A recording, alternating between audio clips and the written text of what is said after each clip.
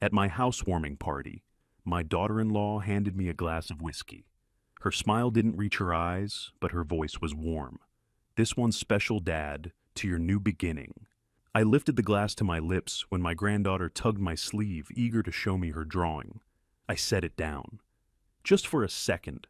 When I turned back, my son was holding that glass. 30 minutes later, paramedics were rushing through my front door. That's when it hit me that drink was meant for me. Hello, everyone, and thank you for taking a moment to be here.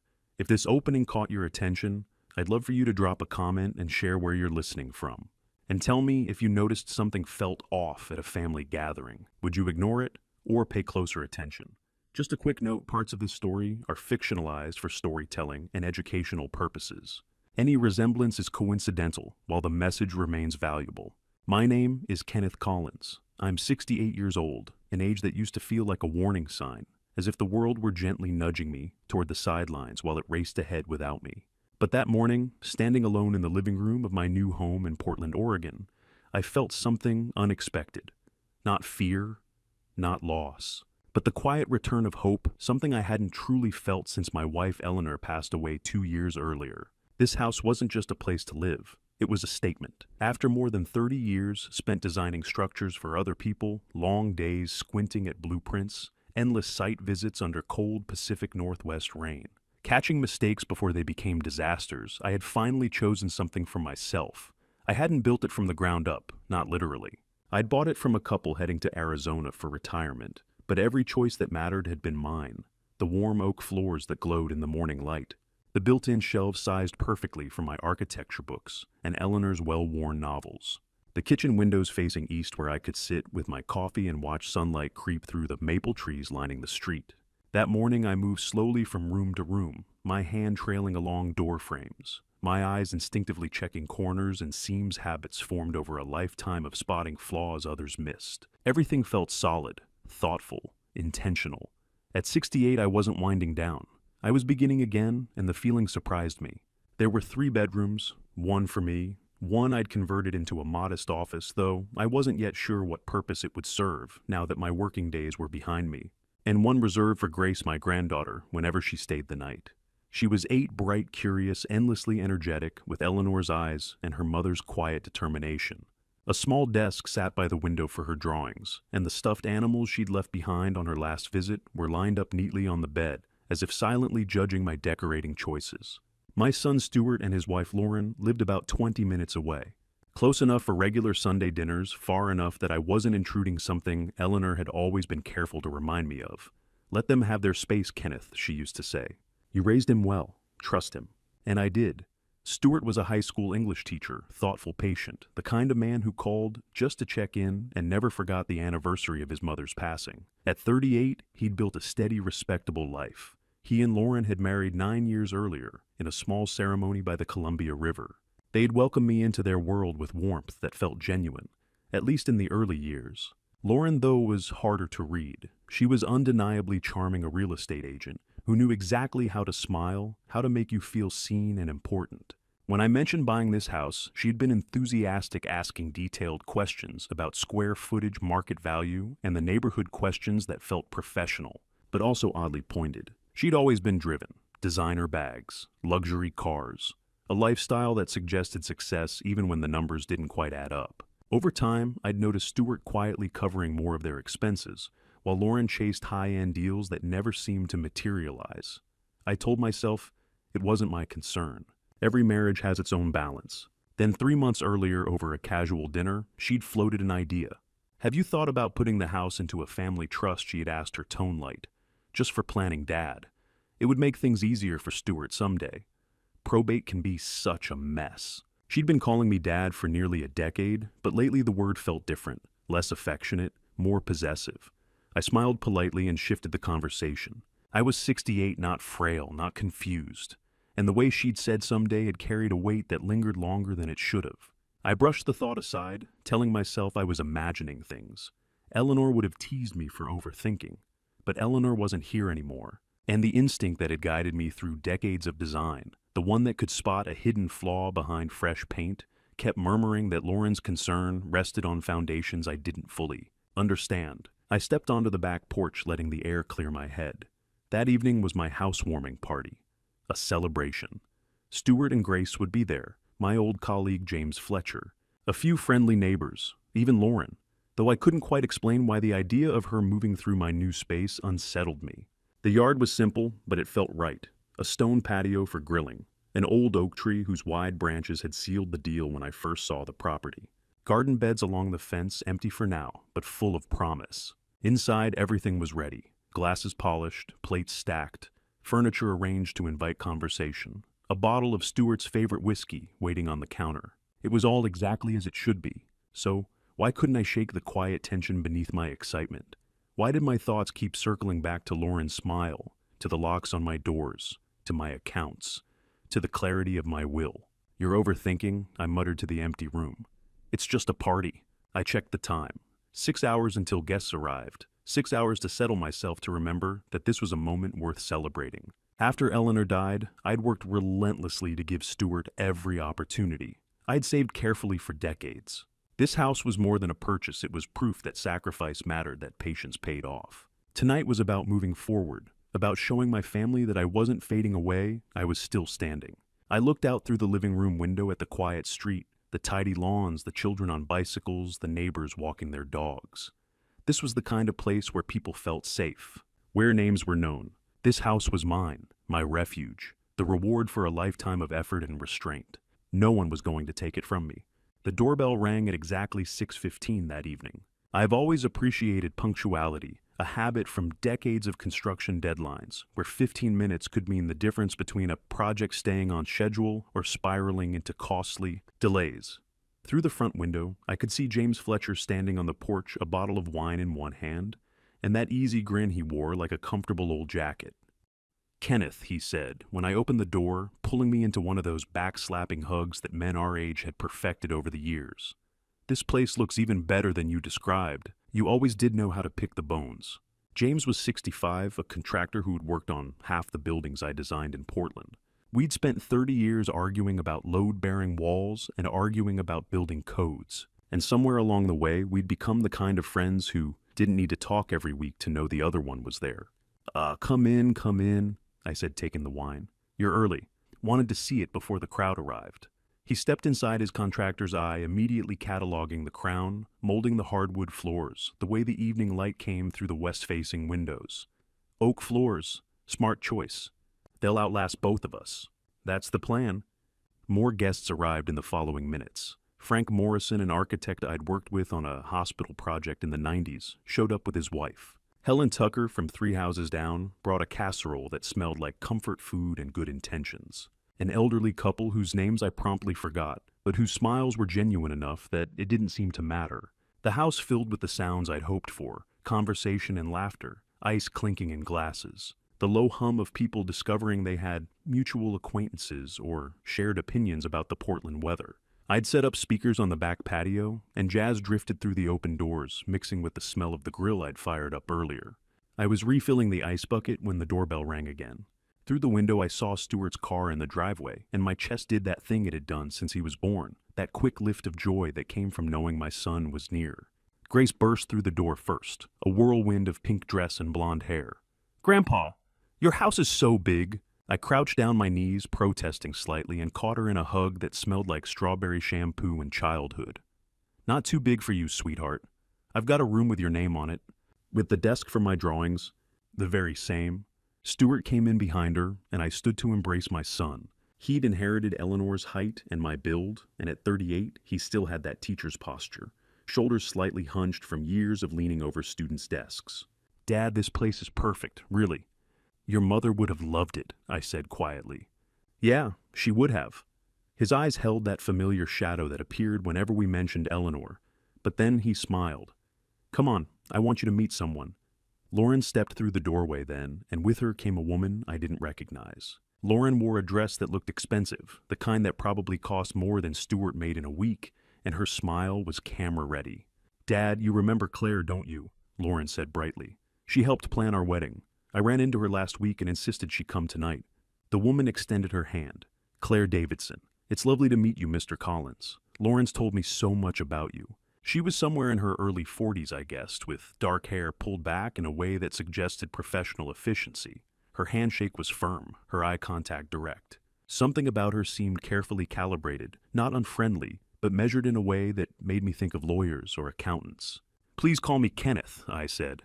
"Any friend of Lauren's is welcome here." But as the evening progressed and I circulated among my guests, I found myself noticing Claire. She had a way of asking questions that seemed casual, but weren't. She'd complimented the house, then asked about the square footage, admired the neighborhood, then inquired about property values, mentioned retirement planning in a way that felt like fishing for information about my finances. Wedding planners didn't usually care about investment portfolios. I was considering this, trying to decide if I was being paranoid or perceptive, when Lauren's voice cut through my thoughts. "Dad let me make you a drink. What's your favorite still old-fashioned, right?" She'd already moved to the makeshift bar I'd set up on the kitchen counter. Bottles of whiskey and bourbon, a bucket of ice mixing glasses I'd bought specifically for tonight. She worked with the confidence of someone who'd tended bar before, measuring and pouring with practiced ease. But I watched her hands, watched the way she prepared one glass with extra care, the way her eyes flicked to me, and then away the way she positioned that particular glass on a small napkin marked I realized, by its placement slightly apart from the others. Grace appeared at my elbow, tugging on my sleeve. "Grandpa, look what I drew at school." And she thrust a piece of construction paper at me, covered in crayon drawings of what might have been a house, or possibly a spaceship. With Grace's art, you never could tell. "That's beautiful, sweetheart. Is that my new house?" "It's a castle for you to be safe in." Something about the word safe made my skin prickle, but I smiled and kissed the top of her head. The safest castle in all of Portland. The party swirled around us. James was telling a story about a building inspector we'd both despised. Frank Morrison was debating the merits of sustainable architecture with Helen Tucker, who apparently had opinions about solar panels. Somewhere in the background, Miles Davis played through the speakers, his trumpet weaving through conversations about property taxes and the best route to avoid traffic on Interstate 5. It should have been perfect. It was perfect. Except for Claire, who was now talking to Stuart, but watching me with an intensity that felt like assessment. Except for Lauren, who had finished mixing drinks and was walking toward me with one glass held carefully in both hands, her smile bright enough to hurt. Lauren approached the crystal glass, catching the lamplight, amber liquid swirling as she moved. Her smile was perfect, the kind she'd practiced in mirrors. I was certain of it, the kind that real estate agents learned to deploy like a weapon. Professional warmth without actual heat. But her eyes were watching me, the way I'd seen contractors watch buildings marked for demolition, calculating, measuring, waiting to see which wall would fall first. "Your favorite dad," she said, extending the glass toward me. "Just the way you'd like it." She handed me the glass with both hands like an offering. "Your favorite dad," she said. "Enjoy." I took it, feeling the cool weight of the crystal in my palm. The amber liquid caught the light from the chandelier Eleanor and I had picked out together 30 years ago. "Thanks, Lauren. You didn't have to go to all this trouble." "No trouble at all." Her smile was perfect. Too perfect. Something in my gut twisted the same instinct that had saved a dozen projects over 3 decades. The instinct that noticed when a beam was a quarter-inch off, when a foundation plan didn't quite add up, when a contractor's numbers were too good to be true. I set the glass down on the side table. "I'll enjoy it in just a minute. Let me say hello to everyone first." For a fraction of a second, her expression flickered. Disappointment, frustration. Then the smile snapped back into place. "Of course, Dad. Whenever you're ready." The doorbell rang again. I turned toward the foyer, grateful for the interruption. That must be David. He texted that he'd be running late. I didn't see Stuart step up behind me. Didn't see him reach for a glass on the side table. Didn't see which one he picked up. By the time I opened the door and welcomed David inside, an old colleague from my early days at Morrison and partners, Stuart was already back in conversation with James Fletcher by the window, whiskey in hand, laughing about something related to the school year coming to an end. The party found its rhythm. Conversation flowed. Grace showed me her latest drawing, a picture of Grandpa's castle, with carefully colored flowers around the front door. I hugged her tight, feeling the weight of her small arms around my neck, and for a moment, everything felt right. But 15 minutes in, I noticed Stuart wiping his forehead. "You okay, son?" I asked, stepping closer. "Yeah, just warm in here." He loosened his collar, face flushed. "Must be all the people." I frowned. It was 72 degrees inside, perfectly comfortable. "You want some water?" "No, I'm fine." He waved me off, turning back to James. But I caught the way he steadied himself against the wall just for a second. 10 minutes later, Stuart found Lauren in the kitchen. I overheard him through the open doorway. "I've got a headache," he said, "and I'm feeling a little dizzy. Did I drink that old-fashioned too fast?" Lauren's voice was smooth, concerned. "Maybe you're coming down with something, honey. You've been working so hard with finals." "Yeah, maybe." He pressed his fingers to his temples. I set down my own drink still untouched and watched him through the doorway. His movements were slow, unsteady. Not drunk, something else. 5 minutes after that, Stuart's nose started bleeding. Not a trickle, a stream. He grabbed a napkin, pressed it to his face, but the blood soaked through in seconds. He reached for another. Another. His eyes went wide. "Kenneth," James called out. "Something's wrong." The room went silent. Every head turned. I was at Stuart's side in 3 strides. "Sit down. Head forward, not back." I grabbed a handful of napkins from the table, pressed them firmly to the bridge of his nose. 30 years ago, I'd taken a first aid course after a site accident. I still remembered the basics. But the blood kept coming, through the napkins, down his chin, onto his shirt. "Dad, I can't." Stuart's voice was thick, slurred. His knees buckled. I caught him, lowered him to the floor as carefully as I could. "Someone call 911. Lauren was suddenly there, kneeling beside us, tears streaming down her face. "Stuart, can you hear me? Oh my God, what's happening?" Grace's voice, high and frightened, cut through the chaos. "Daddy, Grandpa, what's wrong with Daddy?" "He's going to be okay, sweetheart," I said, though I wasn't sure I believed it. The blood wasn't stopping. Stuart's eyes were unfocused, rolling back. "Stay with me, son." I kept pressure on his nose, but now there was blood at the corners of his mouth too, seeping from his gums. James was on the phone with 911, voice steady, giving our address. Frank Morrison had moved the other guests back, clearing space. Helen Tucker had taken Grace into the other room. The operator's voice came through James's phone on speaker. "Is the patient conscious?"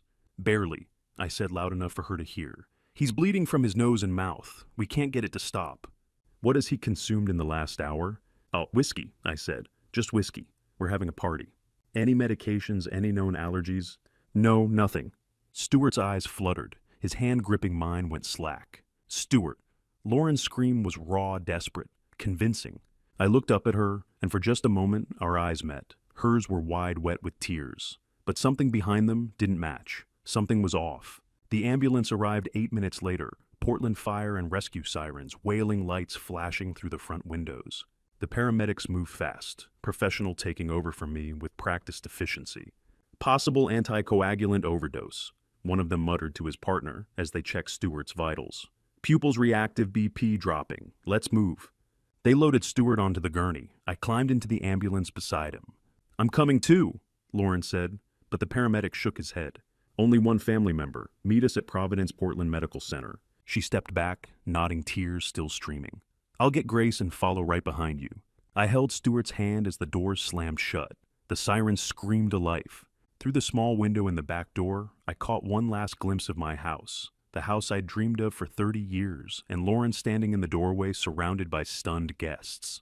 Her face was a mask of grief. But I'd spent 3 decades reading blueprints, reading people, reading the spaces between what was said and what was meant. And in that moment, as the ambulance tore through the streets of Portland, with my son's life hanging in the balance, one thought consumed me. That drink wasn't meant for Stuart. It was meant for me. The fluorescent lights in the emergency room waiting area made my eyes ache. Or maybe it was the fear. Dr. Melissa Stone stepped through the swinging doors, her expression serious. She was maybe 40 with tired eyes, and the kind of calm that came from years of delivering bad news. She scanned the room, found me standing by the window, and walked over. "Mr. Collins?" I straightened. "How is he?" "Your son is stable. We've got him on IV fluids, vitamin K, and we're monitoring his blood work closely." She gestured to the plastic chairs. "Can we sit?" We sat. I didn't want to, but my legs were shaking. "Mr. Collins, your son, was exposed to a toxic dose of anticoagulant medication, warfarin. Combined with alcohol, it caused uncontrolled bleeding. We caught it in time, but it was close." The words hit me like a freight train. "Warfarin?" "Yes. Do you know if Stuart takes any blood thinners?" "No, he doesn't. I'm the one who takes warfarin." I heard my voice crack. "For my heart condition. I've been on it for 6 years." Dr. Stone's brow furrowed. "Is it possible he accidentally took your medication, mixed up a pill bottle?" "No." I shook my head. "Stuart doesn't live with me. He has his own place across town. He wouldn't have access to my medicine cabinet. She made a note on her tablet. Then we need to figure out how this happened. Warfarin doesn't just appear in someone's system by accident. Before I could respond, the automatic door slid open and Lauren rushed in Grace's hand in hers. Her eyes were red, her hair disheveled, her voice breathless. "Doctor, is he okay? Is Stewart okay?" Dr. Stone stood. "He's stable. We're treating him for—" "Could it be something from the party?" Lauren interrupted, looking between us. "Food poisoning, a bad batch of shrimp. Someone made a mistake with the catering sieste." "This isn't food poisoning," Dr. Stone said gently but firmly. "This is pharmaceutical. Your husband ingested a significant amount of warfarin." Lauren blinked. Warfarin. But how could it be? Could someone have given him the wrong medication by mistake? Could it be contamination? "Lauren," I said quietly, "let the doctor finish." She stopped, mouth still, half open, eyes darting between us. But something about the way she was asking her question struck me as off. She wasn't asking, "Is he okay?" or "When can I see him?" She was asking, "What do they know?" Dr. Stone glanced at her watch.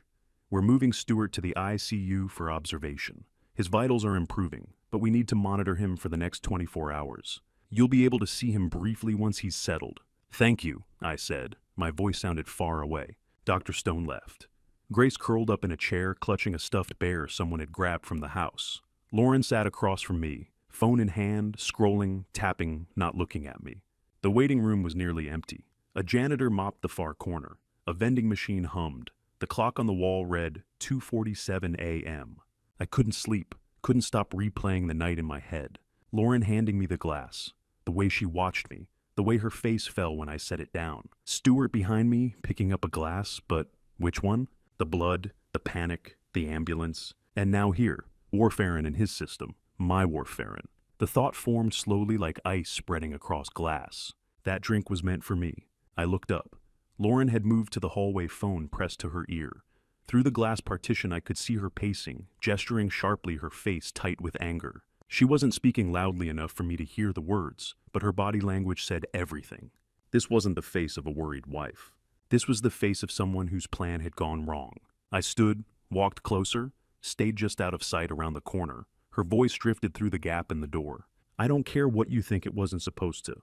No, listen to me." She stopped mid-sentence, turned, saw me through the glass. Our eyes met. For a moment, neither of us moved. Then she ended the call, slipped the phone into her pocket, and walked back into the waiting room with a bright, shaky smile. "That was my sister," she said. "Just checking in. She's so worried." I nodded, said nothing. The sky outside the windows started to lighten. Dawn came slow in June, but it came. Dr. Stone returned just after 5 a.m. "Stewart's stable. The bleeding has stopped. You can see him now, just for a few minutes." I followed her through the maze of hallways to the ICU. Stewart lay in a narrow bed, pale as the sheets tubes running from his arms, monitors beeping softly. His chest rose and fell. Alive. I sat down beside him, took his hand. It was cold. "I don't know what happened last night, son," I whispered, "but I'm going to find out." He didn't answer. The machines beeped. The fluorescent lights buzzed overhead. When I returned to the waiting room, Lauren was asleep on the chairs across the hall, phone clutched in her hand, face peaceful, the picture of a worried wife. But I had seen that phone call. I had seen the look in her eyes before the tears came. And for the first time in 9 years, I wondered who my son had really married. I came home around noon the next day, and it looked like a crime scene that hadn't been investigated yet. Plastic cups littered the coffee table. Half-eaten plates of food sat abandoned on the kitchen counter. A strand of decorative lights hung crooked over the mantel, like someone had grabbed it in a hurry. The house still smelled faintly of whiskey and barbecue smoke, but I didn't see it the way I had 24 hours ago. Now everything looked different. I moved through the living room, slowly cataloging details the way I used to catalog blueprints, measuring, noting, filing away. The side table where I'd set my drink. The spot where Stewart had collapsed. The doorway where Lauren had stood, tears streaming, hands pressed to her mouth. I walked into the kitchen. The whiskey bottle sat on the counter exactly where she'd left it. I picked it up carefully, turned it in the light. Expensive label, Woodford Reserve. Still 2/3 full. I found a Ziploc bag in the drawer, slipped the bottle inside, and sealed it. Then I pulled a Sharpie from the junk drawer and wrote on the bag in block letters, June 8, 2024. Housewarming party. Whiskey. Lauren. Architect's habit. Label everything. Document everything. I set the bag on the counter and headed to the bathroom. The medicine cabinet was exactly as I'd left it, organized alphabetical, each prescription bottle lined up in a row. I'd been doing it that way since Eleanor died. It kept me sane. I pulled out the warfarin bottle. Orange cap, white label. My name printed in black ink. Kenneth Topher Collins. Warfarin 5 milligrams. Take 1 tablet daily. I unscrewed the cap and poured the pills onto the counter. Then I counted. 1, 2, 3, 10, 15, 20, 21, 22. 22 pills. I counted again slower this time, lining them up in rows of 5. 22. The prescription had been refilled 2 weeks ago, May 26th. I took 1 pill every morning with breakfast. No exceptions. That meant I should have 28 pills left. But I only had 22. 6 pills were missing. I opened the drawer beneath the sink and pulled out my medication log, a small notebook, where I tracked every dose. Eleanor had taught me to do it after I had accidentally double-dosed once years ago. 1 check mark per day. Every single day accounted for. I flipped to May 26th. Every day since then had a check mark. No missed doses, no double doses, no mistakes. Someone had taken those pills. I sat down on the edge of the bathtub, the bottle still in my hand, and forced myself to think clearly. Who had been in this house in the last 2 weeks? Stuart and Lauren had come over for dinner once. Grace had used the guest bathroom, but I'd been with them the whole time. James Fletcher had stopped by to drop off some plans, but he'd stayed in the living room. And then the memory hit me like a punch to the chest. 3 days before the party, Lauren had come by. She'd said she wanted to help set up decorations early, get a head start on things. I'd been in the garage organizing tools.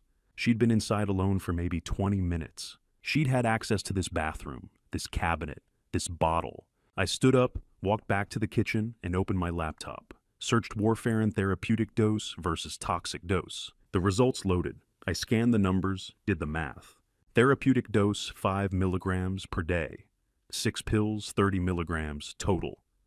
Crushed into a drink, combined with alcohol enough to cause dangerous bleeding in someone who wasn't on the medication regularly. Enough to cause serious harm. Or worse. I closed the laptop and stared at the whiskey bottle in the Ziploc bag. I needed confirmation. I needed lab results. I pulled out my phone and scrolled through my contacts. Found the name I was looking for, Michael Torres. We'd worked together 20 years ago on a bridge project in Seattle. He'd gone into forensic engineering, analyzing structural failures, testifying in court cases. He'd know someone.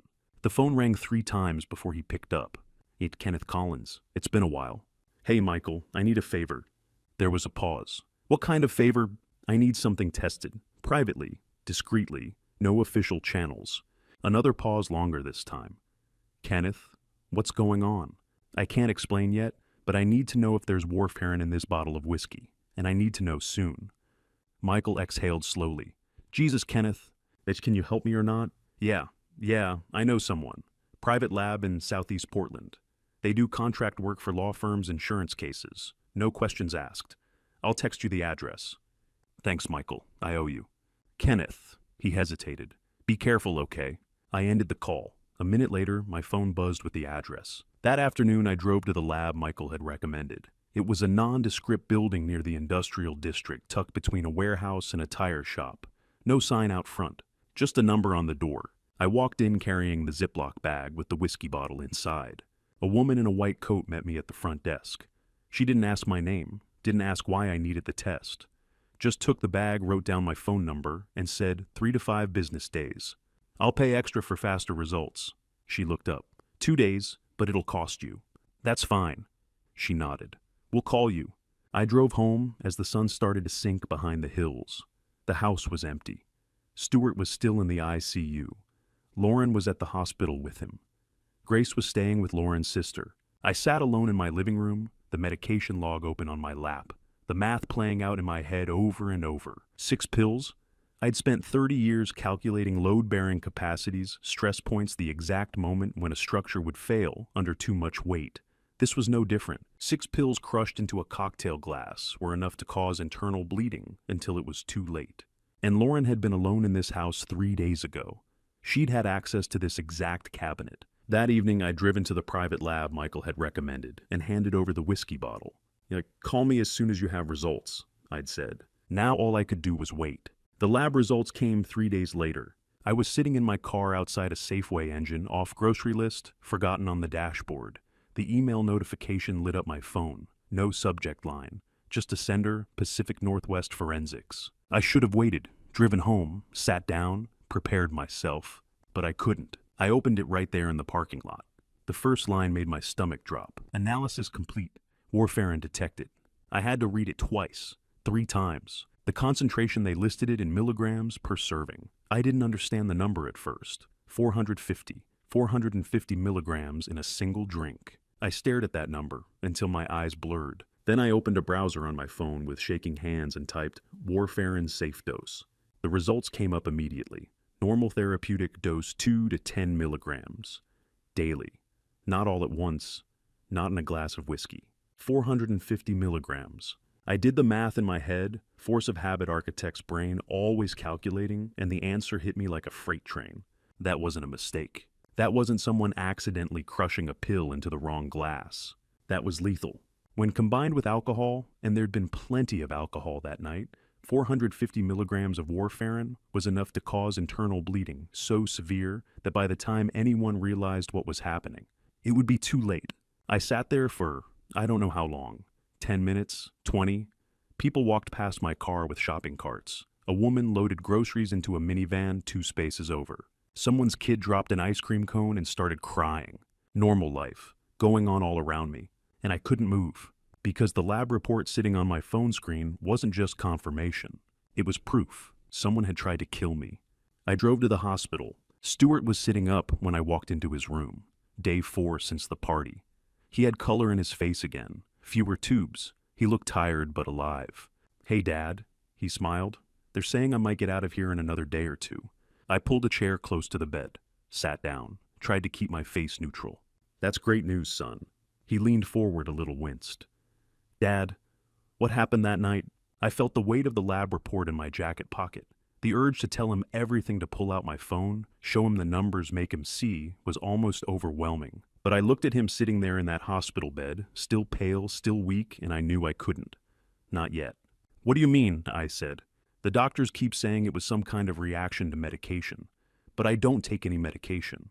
And they won't give me a straight answer. So I'm asking you." I chose my words carefully. "It was some kind of reaction. They're still investigating. To what? They don't know yet." He studied my face. "Dad, are you okay? You look—" "I'm fine," I said quickly. "Focus on getting your strength back. That's all that matters right now." He didn't look convinced.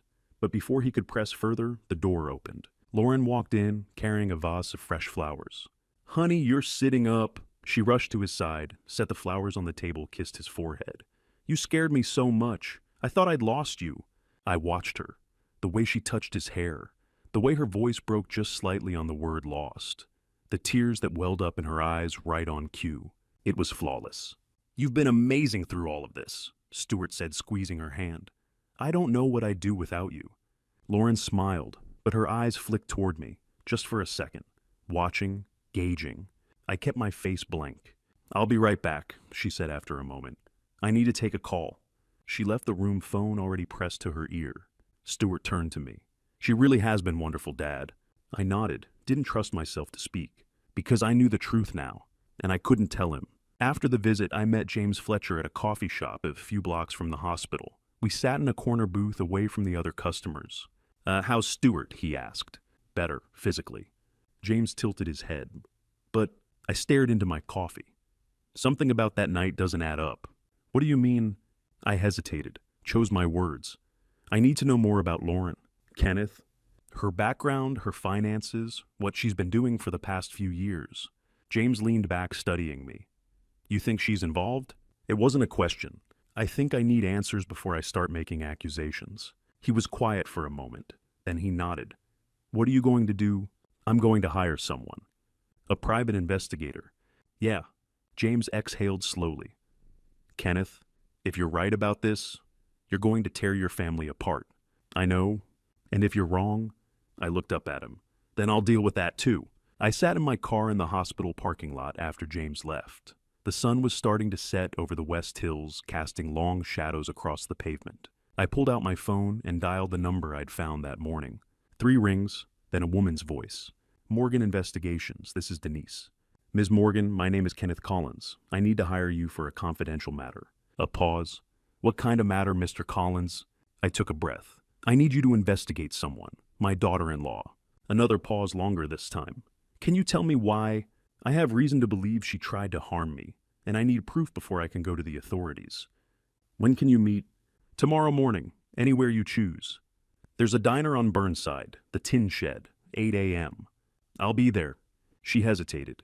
Mr. Collins, if you're right about this, things are going to get complicated. I know. And if you're wrong, then I'll deal with that too. I ended the call. The parking lot was nearly empty now. The sky had turned a deep orange pink, the kind of sunset Eleanor used to love. I remembered her standing at the kitchen window of our old apartment 30 years ago, watching the sun go down over the city.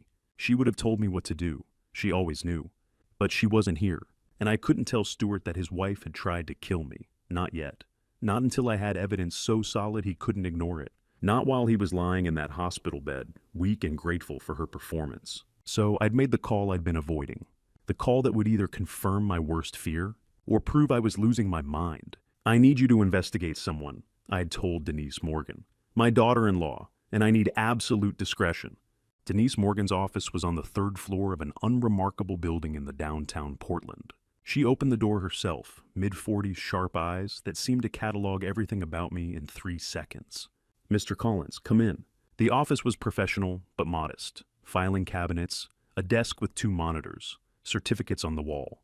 Licenses PI credentials a photo of her shaking hands with someone I didn't recognize. She gestured to a chair across from her desk. I sat. Tell me what's going on, she said. I laid it out carefully. My son poisoned at my housewarming party. Warfarin my medication. The drink meant for me. 6 pills missing from my prescription. My daughter-in-law had access to my house 3 days before. Lab results confirming intentional overdose. I pulled out the documents I'd brought. The lab report. The timeline I'd constructed labeled with dates and details, the way I used to label blueprints. Denise took them, scanned each page without expression. Classic signs of financial motive, she said finally. Let me run a comprehensive background check. I gave her everything. Lauren's full name, Lauren Sinclair Collins. Her social security number, which I'd pulled from old tax documents Stuart had left at my house years ago. Date of birth. Current address. Give me 3 days for preliminary findings, she said. 1 week for the full picture. What's your retainer? $2,000 up front, then I bill hourly. I wrote the check. 3 days later, my phone rang. Mr. Collins, can you come to my office? I've found some things you need to see in person. I drove downtown, parked in the same garage, took the elevator to the 3rd floor. Denise had a file folder waiting on her desk. Thick. She opened it and slid the first set of papers across to me. Credit reports. Your daughter-in-law is $320,000 in debt. I stared at the number. That's not possible. Stuart sends her money. She works. She makes about $18,000 a year in real estate commissions. The debt started before the marriage, $90,000. It's grown to $320,000 since then. She spread out the documents, credit card statements, 15 cards all maxed out. Personal loans, payday loans, store credit accounts I'd never heard of. I felt sick. Recent applications. Denise continued flipping to another page. Loan requests, all denied, some with forged income documents. I couldn't speak. She pulled her laptop closer, turned it toward me. Internet search history, last 6 months. The screen showed a list. Google searches recovered from the home computer Stuart and Lauren shared. How to contest a will, elderly incapacity requirements, Oregon inheriting property from in-laws, power of attorney, aging parents, warfarin overdose symptoms. That last one was dated 3 weeks before my housewarming party. I felt cold. There's one more thing, Denise said. 2 months ago, she met with an attorney, elder law specialist, Richard Northrup. What did she ask him about? I'm working on that. Attorney-client privilege makes it difficult, but I'll find out. I sat there staring at the papers spread across her desk, the credit reports, the search history, the timeline that lined up too perfectly to be coincidence. $320,000, search terms about inheritance and incapacity, warfarin overdose symptoms, a meeting with an elder law attorney 2 months before she tried to poison me. This isn't just motive, I said quietly. This is premeditation. Denise nodded. Yes, it is. I drove home in a daze. $320,000. My daughter-in-law was drowning in debt and Stuart had no idea. And in the months before my housewarming party, She'd been researching how to inherit from aging in-laws, how to prove incapacity, and most damning, the symptoms of warfare and overdose. The picture wasn't just clear. It was screaming at me. But I couldn't go to the police yet, not with just this. Search history could be explained away. Debt wasn't a crime. Meeting with a lawyer wasn't evidence of attempted murder. I needed more. I needed proof she'd taken those pills from my cabinet. Proof she'd crushed them into that drink. Proof that connected her actions directly to what happened to Stewart. Because if I accused her now, if I went to Stewart with what I had, she'd deny everything. She'd cry, she'd play the victim. And my son, still weak in that hospital bed, still grateful for her devoted performance, would believe her. Not me. So I kept driving, kept thinking, kept calculating. The way I always did. I saw Claire Davidson again, on a Tuesday 5 days after I'd hired Denise. I'd stopped by a coffee shop near Stewart and Lauren's place, supposedly to pick up Grace after an afternoon at the park. Lauren had texted me the time, casual, normal. What I saw through the window stopped me cold. Claire was sitting in a corner booth with Lauren, not just sitting, talking, leaning in close. The kind of conversation you have when you don't want anyone else to hear. I stood on the sidewalk for a moment, trying to process it. Claire, the woman Lauren had introduced at my party as an old friend, a wedding planner who'd helped with their ceremony. The woman who'd asked too many questions about my house, my finances, my property value. She was meeting with Lauren. I walked into the coffee shop, keeping my head down, and chose a table on the opposite side. Picked up a discarded newspaper from the chair beside me and held it up like I was reading. Old school, but it worked. Through the gap between the pages, I watched them. Lauren was showing Claire something on her phone. Both of them leaned in heads close together. Claire pulled out a small notebook, the kind journalists use, and started writing. Their body language was all wrong. This wasn't two friends catching up over lattes. This was business. Serious business. The conversation lasted maybe 15 minutes. Then Lauren glanced at her watch, said something, and they both stood. No hug, no warm goodbye. Just a nod, and they walked out in opposite directions. I waited until Lauren's car pulled out of the lot. Then I made a decision I knew was probably stupid. I followed Claire. She drove a gray sedan. Nothing flashy. She took side streets not in a hurry, and I stayed 2 cars back, heart pounding like I was in some kind of spy movie. I felt ridiculous, but I kept driving. 10 minutes later, she turned onto my street. Not Stewart's street, mine. She parked across from my house. Engine off, just sat there. I pulled over 2 blocks down, grabbed my phone, and dialed James Fletcher. Hey James, it's Kenneth. I need a favor. Can I use your side yard for a few minutes? Sure, why, I'll explain later. I cut through the alley behind his house, came up through the side gate, and crouched behind the fence. I had a clear view of the street. Claire was still in her car, staring at my house. She pulled out her phone, started taking pictures. Front angle, side angle, the driveway, the garage. She wasn't just looking. She was documenting. 20 minutes. She sat there for 20 minutes, taking notes, taking photos, studying my house like she was appraising it, or planning something. Finally, she started the engine and drove away. I stayed crouched behind James's fence until her taillights disappeared around the corner. I pulled out my phone and called Denise. Mr. Collins, there's someone else involved. A woman named Claire Davidson. She was at my party. Lauren introduced her as a friend, said she helped plan their wedding, but I just saw them meeting in secret. And now Claire's outside my house, taking pictures. Denise was quiet for a moment. Describe her. Early 40s, professional looking, gray sedan. She spent 20 minutes photographing my house from the street. I'll add her to the investigation, see what I can find. Denise. I hesitated. How many people are working with Lauren? Let me dig deeper, Mr. Collins. I'll call you soon. She hung up. I stood there in James's yard, staring at the empty street where Claire's car had been. It wasn't just Lauren anymore. She had help. A professional. Someone careful enough to surveil my property without getting caught, except I had caught her. 2 women, 1 plan, and me, standing alone in the growing dark, trying to figure out how to protect myself from people who had already proven they'd cross any line. 2 weeks after the incident, I got the call I'd been waiting for. Stewart was being discharged. I drove to the hospital, my mind still churning, with everything I'd learned, the evidence I couldn't share.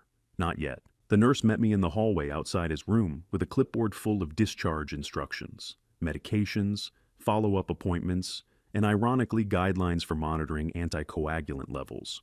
I signed where she pointed and went inside. Stewart was sitting on the edge of the bed, dressed in the clothes I'd brought him the day before. He looked pale, tired, but alive. Ready to go home, son. He nodded, more than ready. The drive to his house was quiet. Stuart stared out the window, not saying much. I kept glancing over at him, trying to read his face. Finally, he spoke. "Thanks for being there, Dad. I don't remember much from that night, but I know you were there." My throat tightened. "Always, son." When we pulled into the driveway, Lauren rushed out before I'd even turned off the engine. She pulled Stuart's door open, practically yanked him out of the car. "Careful, don't tire yourself. Let me help you." She wrapped an arm around his waist, guiding him toward the house like he was made of glass. Grace came running out behind her. "Daddy, you're home." She stopped short when she saw how pale he was, looked up at me. "Grandpa's daddy all better." I crouched down, took her small hand.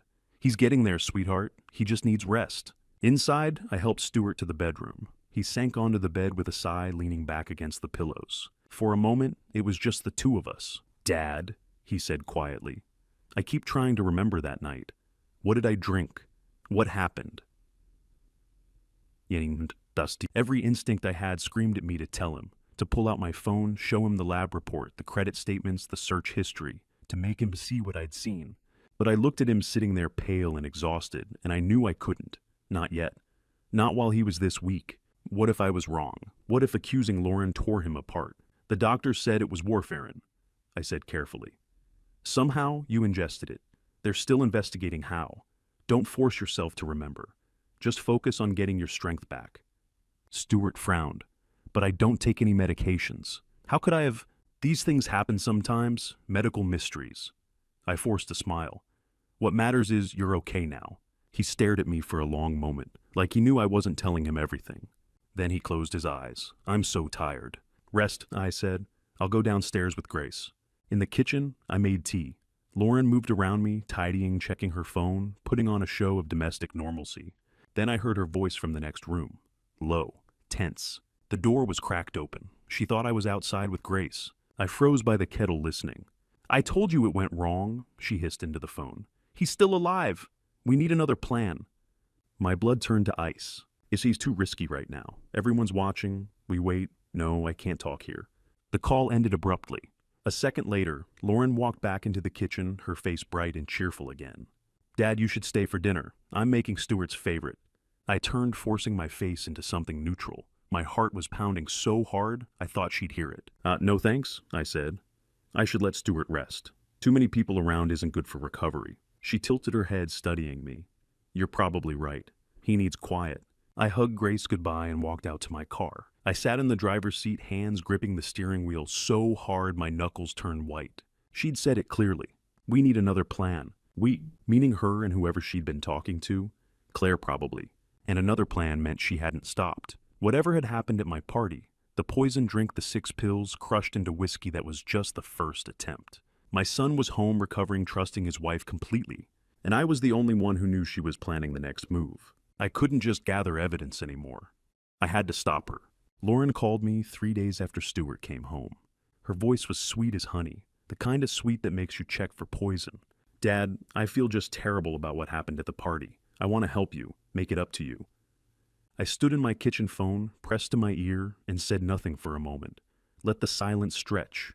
Waited to see what she'd say next. "I know you've been through so much," she continued, "worrying about Stuart, and I feel like I haven't been there for you the way I should have been." Interesting choice of words. "That's kind of you, Lauren," I said carefully. "Stuart mentioned your gutters need cleaning before winter sets in. I have a ladder, and I'm free this Saturday. Let me take care of that for you." Stuart had mentioned no such thing. I'd cleaned those gutters myself 3 weeks ago. Every downspout clear, every seam checked. But I kept my voice neutral. "That's very thoughtful. It's the least I can do. You've been so worried about Stuart. Let me take some burden off you, Dad." The word dad had never sounded more calculated. "Saturday works," I said. "What time?" 10 a.m. I'll bring my ladder from our garage. The good one, aluminum extension, 24 feet. Professional grade. Professional grade. She wanted me to know it was sturdy, reliable, safe. "Sounds good. I'll see you then." I hung up. Then I stood there in my kitchen for a full minute, staring at the phone in my hand. She was planning something. I immediately called James Fletcher. "James, I need a favor." "Name it." "Saturday morning, can you happen to stop by my house around 10:15? Maybe you forgot a tool here last week, something like that." There was a pause. "Kenneth, what's going on?" "Lauren's coming over to help clean my gutters." "And you think..." I don't know what I think, but I have a bad feeling. Just be there, please. I'll be there. Saturday morning, I woke up at 7, made coffee, walked through the house, twice checking sightlines from the windows. At 9:30, I set my phone on the windowsill in the living room, angled toward the front yard, where the gutters ran along the roofline. I opened the camera app, started recording video, and made sure the lens had a clear view of the driveway and the section of wall where a ladder would most likely go. Then I went outside and waited. Lauren arrived at 10 o'clock sharp. Her car pulled into my driveway with an aluminum extension ladder strapped to the roof rack. She climbed out wearing fitted jeans, work boots, and brown leather gloves. A canvas tool bag hung from her shoulder. She looked the part, competent, helpful. The devoted daughter-in-law. "Good morning, Dad." She smiled brightly. "Beautiful day for home maintenance, isn't it?" "Morning, Lauren." She walked to the back of her car, unstrapped the ladder with practiced efficiency, and carried it to the front of the house. Set it carefully against the wall just below the section of gutter that ran above the porch. "You stay down here, okay?" She patted my shoulder, condescending, gentle. "Your balance isn't what it used to be. We don't want another hospital trip." The words landed like a slap, but I smiled. "You're right. I appreciate you doing this." "Of course." She adjusted the ladder, tested its stability with a little shake, then started climbing. The tool bag swung from her shoulder as she ascended. She stopped about halfway up, maybe 12 feet off the ground, and looked into the gutter. "Oh my goodness, Dad. These are so clogged. This is going to take a while." "Take your time," I called up. "I'm right here if you need anything." She nodded, pulled a small hand rake from the tool bag, and made a show of scraping at the gutter. Leaves fell. She tossed them down into the flower bed below. I waited until she was focused on the roofline. Then I walked casually back toward the front door, stepped inside, and moved to the window where my phone was recording. Through the glass, I had a perfect view. And what I saw made my blood freeze. Lauren wasn't cleaning the gutters. Her hands were on the ladder, working the locking mechanism where the two sections of the extension ladder overlapped. I'd worked with ladders for 40 years. I knew how they were built, how they were supposed to lock, how they failed when something went wrong. She pulled a small wrench from the tool bag, a ratcheting socket wrench, the kind you'd use for precision work. She started loosening the bolts that held the extension sections together, not removing them, just loosening them. 2 turns, 3. Then she moved to the safety pins, small spring-loaded clips that locked the ladder's joints in place when extended. She pressed the release, slid them halfway out, and left them hanging loose in their holes. Not enough to make the ladder collapse immediately, but enough that under the right weight or the right shift in balance, the joints would give. The ladder would fold, and whoever was on it would fall. From 15 feet up at my age, that kind of fall wasn't just dangerous. It was potentially lethal. She finished her work in less than 5 minutes, slipped the wrench back into the tool bag, went back to scraping at the gutters like nothing had happened. Then she called down. "Dad, can you come hold the base of the ladder for me? It feels a little unstable up here." I didn't move. She called again louder. "Dad, are you there?" I stayed at the window, silent, watching. She looked down, frowning, shifted her weight on the ladder. The frame creaked but held. She'd sabotaged it carefully. It wouldn't fail under her weight, not while she was climbing down. But if someone heavier got on it, or if someone stood at the base and it shifted the wrong way. She climbed down slowly, testing each rung, and stepped onto the ground. "Dad," she called toward the house, voice tinged with concern. I stood at the window, heart-pounding, phone still recording. She was on my property, in my front yard, and she'd just spent 5 minutes rigging a ladder to collapse, hoping I'd climb it, or stand beneath it, or do something stupid enough to finish what the poison drink hadn't. She thought I was too old to notice, too trusting to suspect, too blind to see. But I'd seen everything. I was reaching for the door handle, trying to figure out how to refuse her request. Without revealing I'd been watching from inside, when I heard the rumble of an engine, James Fletcher's pickup truck turned into my driveway, right on schedule. He parked, climbed out, and waved. "Hey, Kenneth stopped by to check that porch railing we talked about last week." We'd never talked about any railing, but James was playing his part perfectly. He glanced up at Lauren on the ladder. "Oh wow, home maintenance day." Lauren looked down, and I caught the flash of annoyance in her eyes before she covered it with a smile. "Just helping Dad clean his gutters. I've got it under control." James walked over, hands in his pockets, the posture of a man who'd spent 40 years on construction sites. "Hey, before you go any higher, let me check that ladder real quick. Old habit. I've seen too many accidents over the years. Safety first, you know?" "It's fine," Lauren said, her smile tightening. "I've used this ladder 100 times. "Humor me," James said, still friendly, still casual, but something in his voice made it clear he wasn't asking. Lauren climbed down, slowly stepped to the side, and gestured at the ladder with a tight little flourish. "Be my guest." James moved to the base of the ladder, gripped the sides, shook it gently, then harder. His face went dark. "Kenneth," he said quietly, "come here, look at this." I stepped out of the house, walked over, tried to keep my face neutral. James pointed to the joints where the ladder's two sections overlapped. "These bolts are barely holding. The safety pins are gone. This whole load-bearing joint is compromised." He demonstrated applying pressure to one side. The ladder wobbled more than it should have. Way more. "If anyone climbed this thing past the halfway point," James said, his voice hard, "it would collapse. And from this height, we're talking serious injury, broken bones, worse." I looked at Lauren. She was standing with her arms crossed, jaw set. "I don't understand," I said, keeping my voice confused. "Lauren, was the ladder like this when you got it out?" She hesitated, just for a second. Then she shook her head. I don't know. It was fine the last time I used it. It must have been like that already. I grabbed it from our garage. Maybe it's been sitting too long. Maybe something rusted or..." "Lauren," James interrupted. He crouched down by the ladder, ran his finger along one of the bolt heads. "Look at this." He stood, held his finger up for us to see. Fresh metal dust. "These scratches are new. Tool marks. See where the wrench gripped? These bolts were loosened intentionally, recently." The air went still. Lauren's face flushed. "What are you saying?" "I'm saying someone sabotaged this ladder. Are you..." Her voice rose, shook. "Are you accusing me of something?" James didn't answer, just looked at her. Lauren turned to me, and I watched her eyes fill with tears. Real tears, or a damn good imitation. "Dad," she said, voice breaking, "you can't think I would after Stuart almost died. You think I'd try to hurt you." I looked at her for a long moment. Then I said very calmly, "I think you should go home, Lauren." Her face twisted. "You're going to believe him over me? I'm your son's wife. I'm family." "Go," I said, "now." She stared at me. Then she grabbed her tool bag, yanked it off the ground, and turned to James. "Stuart is going to hear about this. The way you people treated me." "Drive carefully," I said. She threw the tool bag into the back seat of her car, grabbed the ladder, shoved it onto the roof rack without strapping it properly, and got in. The engine roared to life. She reversed hard tires squealing and sped out of the driveway.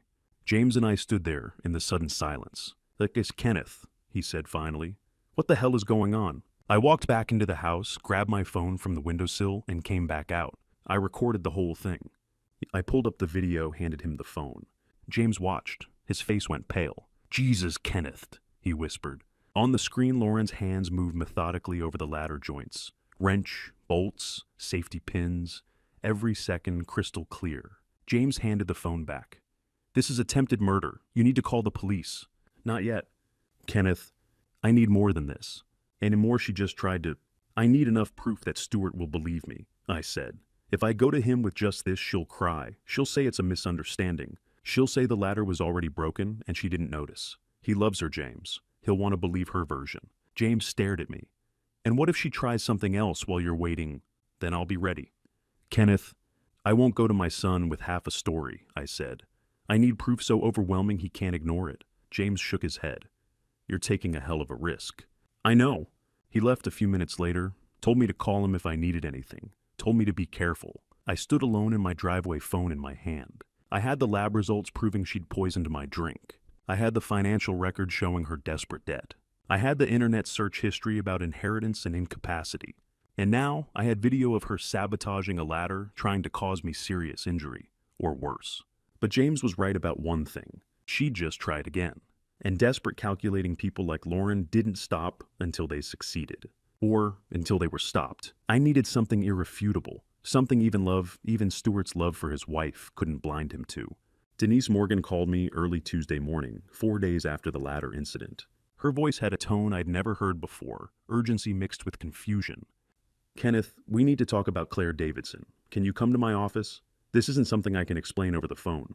I grabbed my keys. "I'll be there in 20 minutes. Before I reveal what Denise uncovered, pause with me for a moment. If you're still here, leave a comment and tell me what you think Claire's real role is in all of this, protector, accomplice, or something none of us saw coming. Your perspective matters as we step into the next part. And just a brief note, what follows includes dramatized elements shaped for storytelling and reflection. Some details may be altered, and you're free to stop watching here if this isn't for you. Denise had a thick file folder on her desk. When I walked in, her laptop open beside it. She didn't waste time. I ran a full background check on Claire Davidson like you asked. I sat down. And she's helping Lauren, right? Denise hesitated, looked at me carefully. Not exactly. What do you mean, not exactly? Kenneth Claire Davidson is a licensed private investigator. The words didn't register at first. I stared at her. What? She turned the laptop around. On the screen was a professional licensing database. Claire Davidson, private investigator, license 47,832. Status active years in business, 15. Below that were business registration documents, a business address in Southeast Portland. Client reviews, dozens of them, all 5 stars. Membership in the Oregon Association of Licensed Investigators. Her specialties: domestic cases, infidelity investigations, financial fraud, asset tracking. I don't understand, I said slowly. I saw them together at that coffee shop.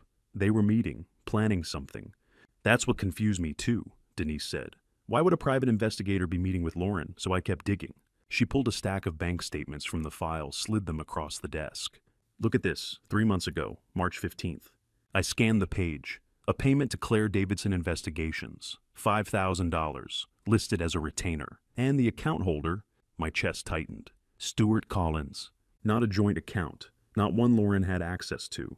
Stuart's personal checking account, his teacher's credit union, the one he'd had since before they got married.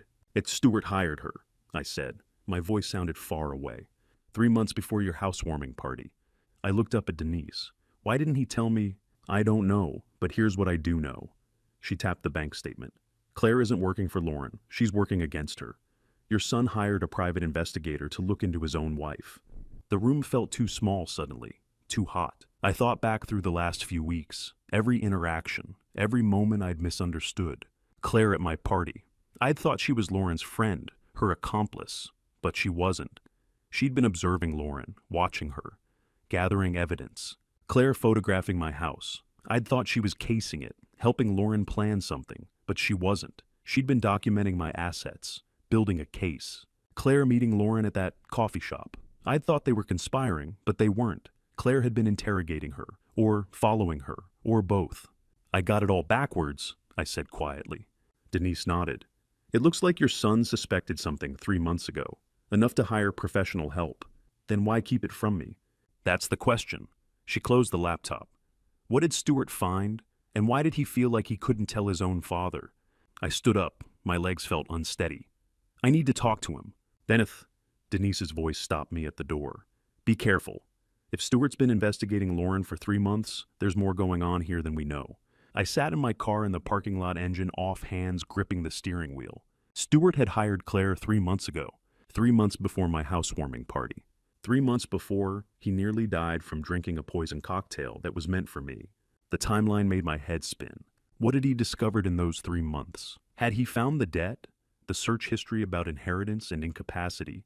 Had Claire told him what Lauren was planning? And if he knew why, hadn't he warned me? Was he trying to protect me, gathering evidence before making accusations he couldn't take back? Or was he hoping he was wrong? Hoping the woman he loved wasn't capable of what the evidence suggested. I thought about the night of the party, the way Stuart had stood behind me, the way he'd picked up that glass from the side table, the way he'd drunk it without hesitation. Had it been an accident, or had he known what was in it? No, that was insane. He wouldn't have. But then why hire Claire 3 months earlier? Why investigate Lauren in secret? My son had known something was wrong, something serious enough to spend $5,000 on a private investigator. But not serious enough, or maybe too serious to tell me. I pulled out my phone, stared at Stuart's name in my contacts. My thumb hovered over the call button. Then I put the phone down. I wasn't ready, not yet. Because if I called him now, if I asked him why he'd hired Claire, what he'd found, why he'd kept it from me, I'd have to hear the answer. And I wasn't sure I could handle the truth. Not if it meant my son had known his wife was dangerous. Not if it meant he'd suspected she might try to hurt me. Not if it meant he'd kept that knowledge to himself while she poisoned a drink at my party. I started the car and pulled out of the parking lot. I needed answers, but for the first time in my life, I was afraid of what those answers might be. I couldn't wait any longer. The discovery that Stuart had hired Claire Davidson haunted me through 2 sleepless nights. I needed to know what my son had found and why he'd kept it from me. 2 days after meeting with Denise, I found myself sitting in my car outside Lincoln High School, where Stuart taught English to juniors and seniors, trying to figure out how to start a conversation I didn't know how to have. The lunch bell rang at 12:30. Students poured out of the building laughing, shouting, heading for the parking lot or the food trucks parked along the street. I watched them feeling old, feeling out of place. Then I saw Stuart. He came through a side door carrying a canvas messenger bag heading for his car. He didn't see me until I got out and walked toward him. He stopped. "Dad, hi, son." His face shifted confusion, then worry. "What are you doing here? Is everything okay?" "I need to talk to you. Just a few minutes. Can we grab coffee?" He checked his watch, hesitated. "Okay, there's a place on the corner. I have 30 minutes.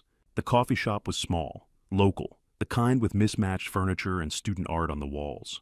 We ordered at the counter, sat down at a table near the window. Stuart set his bag on the floor, wrapped his hands around his cup. "What's going on? You look worried." I didn't know how to start, so I just said it. "Stuart, I need to ask you something. Have you noticed anything unusual about Lauren lately?" His face went blank, then defensive. "What do you mean?" "That the financial pressure changes in behavior. Anything that seems off." "We're fine, Dad." His voice was careful, guarded. "Why are you asking?" "I'm just concerned, after what happened at the party." "The doctors said it was some kind of drug interaction." He said it too quickly. "A freak accident." I leaned forward. "Was it?" Stuart went still, stared at his coffee. The silence stretched too long. "What else would it be?" he said finally. I wanted to ask him about Claire, about the $5,000 payment, about why he'd hired a private investigator 3 months before my party. But something in his eyes stopped me. He knew something. I could see it. The way he wouldn't meet my gaze. The way his jaw was set. The way his hands gripped that coffee cup like he was holding on to something he didn't want to let go of.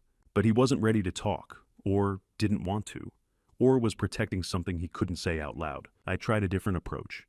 "That night at the party," I said, "do you remember anything? Which glass did you drink from?" Another long pause. Stuart stared down at his coffee like he could find answers in it. "No," he said quietly. "I've tried to remember. It's just blank. I felt dizzy. Then I woke up in the hospital." "You picked up a glass from the side table," I said. "Do you remember why?" He looked up. Something flashed in his eyes, recognition. Fear I couldn't tell. "Does it matter which glass I drank from?" "It might." He stared at me for a moment. Then he checked his watch and stood up. "Dad, I really need to get back to class. We can talk about this another time." "Stuart," "Another time." His voice was firm, final. "Students are waiting." He grabbed his bag and walked out. I sat there alone, watching him through the window. Stuart crossed the street heading back toward the school. Then he stopped, pulled out his phone, made a call. I couldn't hear what he was saying, but I could see his body language. Tense, urgent, one hand pressed to his forehead like he had a headache, pacing in a tight circle on the sidewalk. Who was he calling? Lawrence, Claire, someone else I didn't know about. He talked for maybe 2 minutes. Then he hung up, stood there for a moment, staring at the phone, and walked back into the school building. I sat in that coffee shop for another 10 minutes staring at my untouched cup. My son was hiding something. That much was clear. But what was he protecting? Me, by keeping secrets, by gathering evidence on his own, by hiring Claire Davidson 3 months before my party? Or was he protecting Lauren out of love, out of denial, out of some misplaced loyalty to a woman who might be trying to kill me? Or was he protecting himself from a truth too terrible to face, from the knowledge that his wife, the mother of his child, was capable of something unthinkable? I'd come here looking for answers, and I'd left with more questions, but one thing was certain. Stuart's silence was more dangerous than Lauren's schemes. Because if my son knew something and wasn't telling me, then whatever he'd discovered 3 months ago was either too terrible to share or too complicated for me to understand. Either way, I was running out of time. Lauren had tried twice, the poison drink, the sabotage ladder. She would try again, and if Stuart knew that, if he'd suspected it for 3 months and still hadn't warned me, then I couldn't wait for him to find the courage to speak. I had to act. Now, Denise Morgan called me 2 days later on a Sunday morning. I was in the garage pretending to organize tools when my phone rang. Her voice was tight. "Kenneth, I found something. It's worse than we thought. Can you come to my office right now?" I was there in 20 minutes. Denise had her laptop open, papers spread across her desk. She didn't say hello, just gestured for me to sit. I got access to Lauren's phone records, text message backups, There's someone else involved. My stomach dropped. Who? She turned the laptop around. On the screen was a text message thread. The contact name was just Christine. No last name. Christine Sinclair, 32 years old, lives in Seattle. Denise pulled up a driver's license photo. The woman in the picture looked like Lauren younger, sharper features, but definitely related. She's Lauren's sister. I stared at the photo. I didn't know Lauren had a sister. Most people don't. They're not close publicly, but privately. Denise slid a stack of printed messages across the desk. These started 6 months ago. I picked up the first page. The earliest messages were from February 4 months ago. Christine had asked Lauren if she'd talked to that lawyer yet. Lauren said yes. Said the lawyer told her that if they could prove I was incapable of managing my own affairs, power would transfer to Stuart, and then through Stuart to her.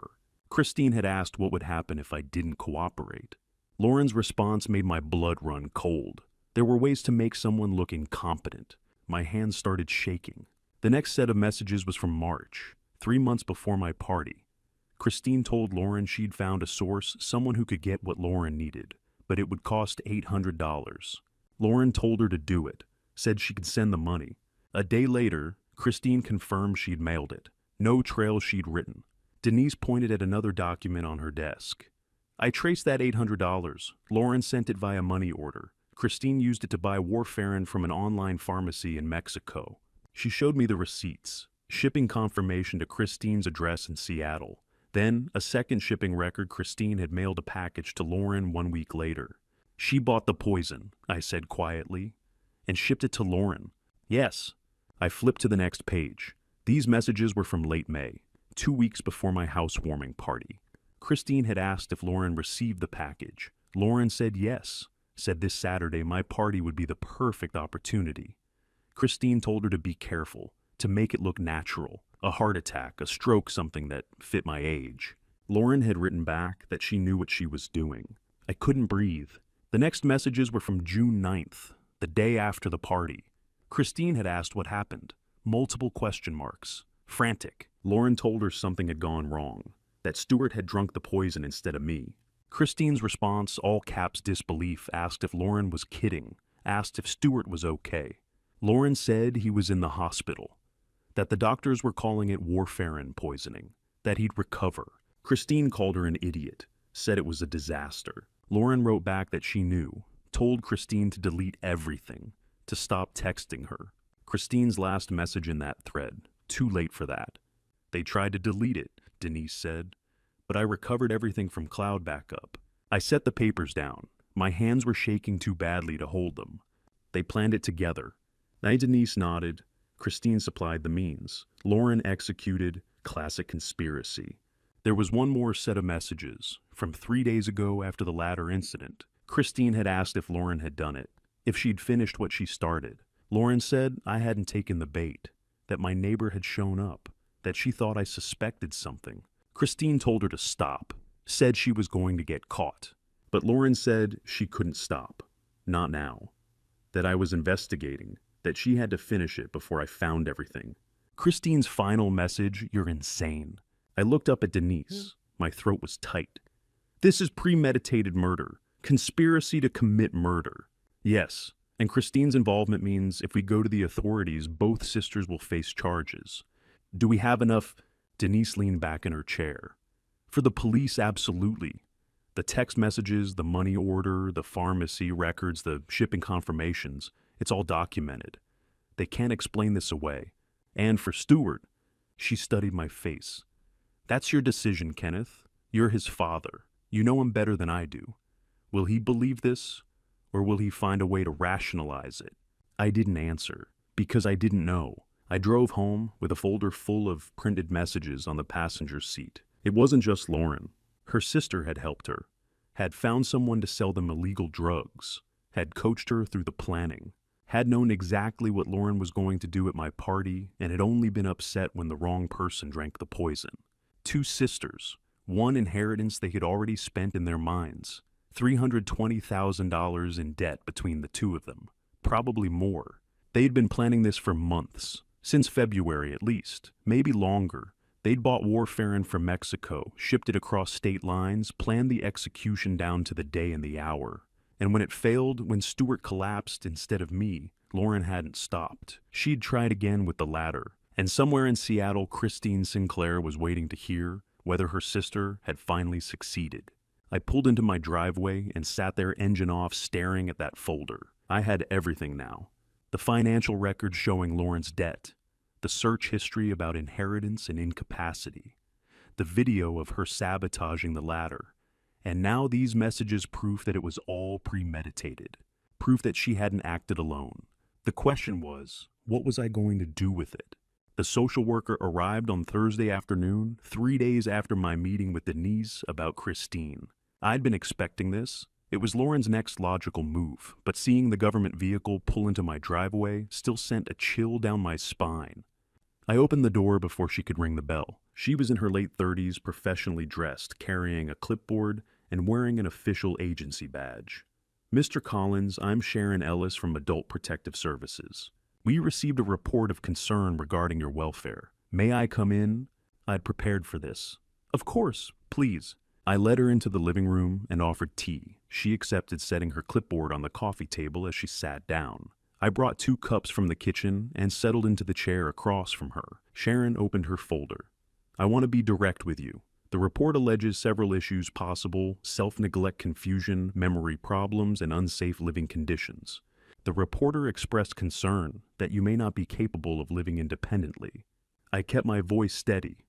I understand. May I ask who filed this report? Reports can be submitted anonymously. Sharon said, her tone neutral but professional. But I can tell you this came from a family member concerned for your welfare. My daughter-in-law, Lauren. Sharon's expression remained carefully neutral. I can't confirm the source, but I'm here to assess the situation objectively. I understand. Where would you like to start? She stood. A walkthrough of the home, if that's all right. I led her through each room. The living room was clean and organized, no clutter, no safety hazards. The kitchen was well stocked with fresh food, everything in its place. In the bathroom, medications were stored carefully in the cabinet, all properly labeled with current dates. Sharon photographed the medication labels and made notes. You're on warfarin and several cardiac medications, all current prescriptions. Yes, my cardiologist monitors everything. The bedroom was tidy, the bed made no issues. Sharon took notes throughout the entire tour. Back in the living room, she reviewed her clipboard. Mr. Collins, your home is in excellent condition. I see no signs of self-neglect or unsafe living conditions. Thank you. I should also mention that I have some documentation that might be relevant. I retrieved the folder I'd prepared, knowing this day would come. Inside a recent medical clearance from Dr. Raymond Hughes, my cardiologist, dated 1 week prior. Results from a cognitive assessment, a mini mental state examination showing a perfect score of 30 out of 30. Financial records showing balanced bank accounts, bills paid on time, meticulous organization, property tax receipts, current insurance policies, home maintenance records. Sharon examined each document carefully. This is very thorough. Most people I visit aren't prepared with this level of documentation. I'm a retired architect. Documentation is a habit. The medical clearance and cognitive test are particularly helpful. These show no signs of incapacity. She closed the folder. Mr. Collins, based on what I've observed today and the documentation you've provided, I see no evidence supporting the concerns in the report. I leaned forward slightly. Sharon, I need to tell you something. I believe this report was filed for purposes of retaliation. Her pen paused over the paper. Retaliation for what? May I show you something? It's relevant to this investigation. She nodded slowly. Go ahead.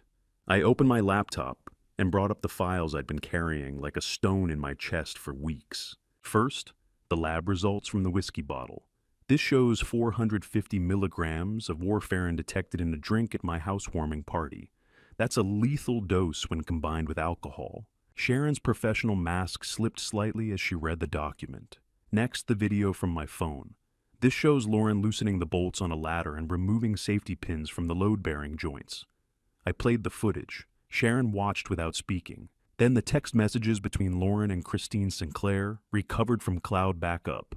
Planning, purchasing, The Disaster After the Party.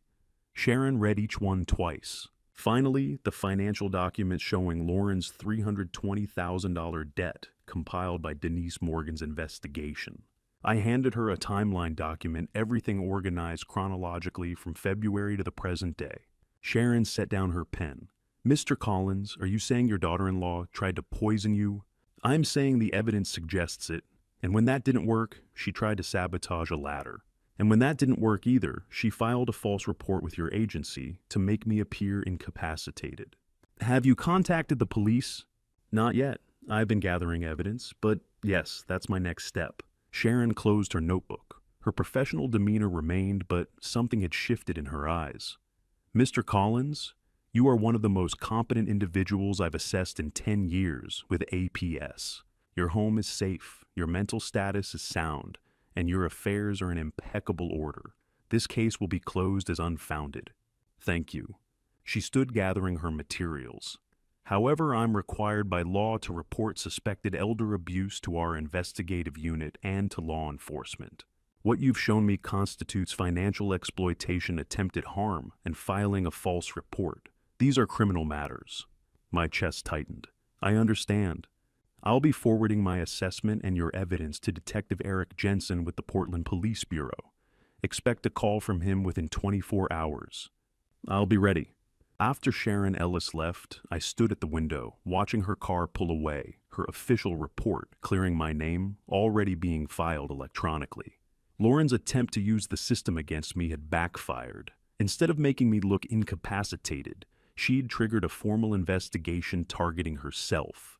And within 24 hours, the police would be involved. Everything I'd gathered, every piece of evidence, every carefully documented detail, was about to become part of a criminal case. The house I'd bought as a refuge had become the center of an investigation, but for the first time in weeks, I felt something close to relief. I wasn't alone anymore. The system was finally listening. The phone rang at 8:47 the next morning. I remember the exact minute because I had been awake since 5, sitting at the kitchen table with a mug of coffee that had long gone cold, my phone resting beside it like a ticking device. Sleep hadn't come at all. Every time I closed my eyes, my mind replayed the same loop documents spread across Denise Morgan's desk, messages I couldn't unread, and the quiet certainty that whatever came next would change my family forever. "Mr. Collins," the voice said when I answered steady and professional. "This is Detective Eric Jensen with the Portland Police Bureau. Adult Protective Services forwarded your case to me. I need you to come down to the station this morning. Can you be here before 10? "Yes," I said without hesitation. "I'll be there at 9:50. The call ended, and I stayed seated for a moment, staring at the wall across from me. I'd known this call was coming. Still hearing it made everything real, in a way preparation never quite manages.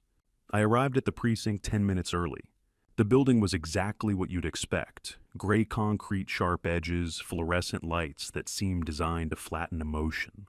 A uniformed officer at the front desk checked my ID and directed me upstairs to the detective division.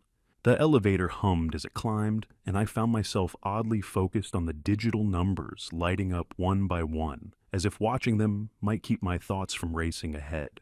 Detective Eric Jensen was waiting in the hallway when the doors opened. He was in his mid-40s, tall, with the calm posture of someone who had seen enough chaos to stop reacting to it. His handshake was firm, but not aggressive, his eyes attentive without being invasive. "Mr. Collins," he said, "thank you for coming in." He led me down a short corridor into an interview room. The space was intentionally uncomfortable, bare walls, a metal table bolted to the floor, recording equipment mounted discreetly in one corner. The chair I sat in felt rigid, angled just slightly wrong, as if designed to discourage lingering. Jensen took the seat across from me and opened a thick folder. "I've reviewed Sharon Ellis's assessment and the preliminary materials she forwarded," he said. "We're going to go through everything carefully and in order. This won't be quick." "I understand," I replied. "I've set aside the day." I'd come prepared. Years of architectural work had taught me that organization wasn't just helpful, it was persuasive. I placed my folders on the table, in the sequence I'd planned, each labeled clearly, each cross-referenced with dates and notes. Jensen worked through them methodically. First came the lab analysis from the whiskey bottle. He read silently for a moment, then spoke aloud. 450 milligrams of warfarin detected. Chain of custody documented. Testing protocol appears sound. He made a note, then moved on. Next were Stewart's medical records from Providence Portland Medical Center. Admission time, symptoms, diagnosis, treatment notes, the administration of vitamin K, blood transfusions, monitoring logs. Warfarin toxicity, Jensen said quietly, in a patient with no prescription history. That's correct, I replied. He nodded and continued. My prescription records followed. Refill dates, dosage. The medication log I'd kept for years. 6 tablets unaccounted for, he observed. And no irregularities in your own dosing. I'm careful, I said. I have to be. The timeline came next. Lauren's visit to my house 3 days before, the party corroborated by text messages and calendar entries. The video footage from my phone followed clear timestamps, metadata, intact, showing her hands on the ladder, loosening bolts, disengaging safety pins. Jensen watched the clip twice without comment. Then came Denise Morgan's report. Credit summaries, loan rejections, search histories pulled from shared devices, queries that spoke to preparation rather than curiosity. The text message records between Lauren and Christine Sinclair came last. Jensen read through them slowly once, then again. His pen paused over the page more than once. Finally, he reviewed the financial trail money order, receipts, pharmacy records, shipping confirmations, and the witness statement from James Fletcher. When he finished, he leaned back slightly and closed the folder. This is substantial, he said, and it's unusually well documented. I gave a small nod. I spent my career making sure structures didn't fail because someone overlooked a detail. Jensen met my gaze. That attention to detail matters here.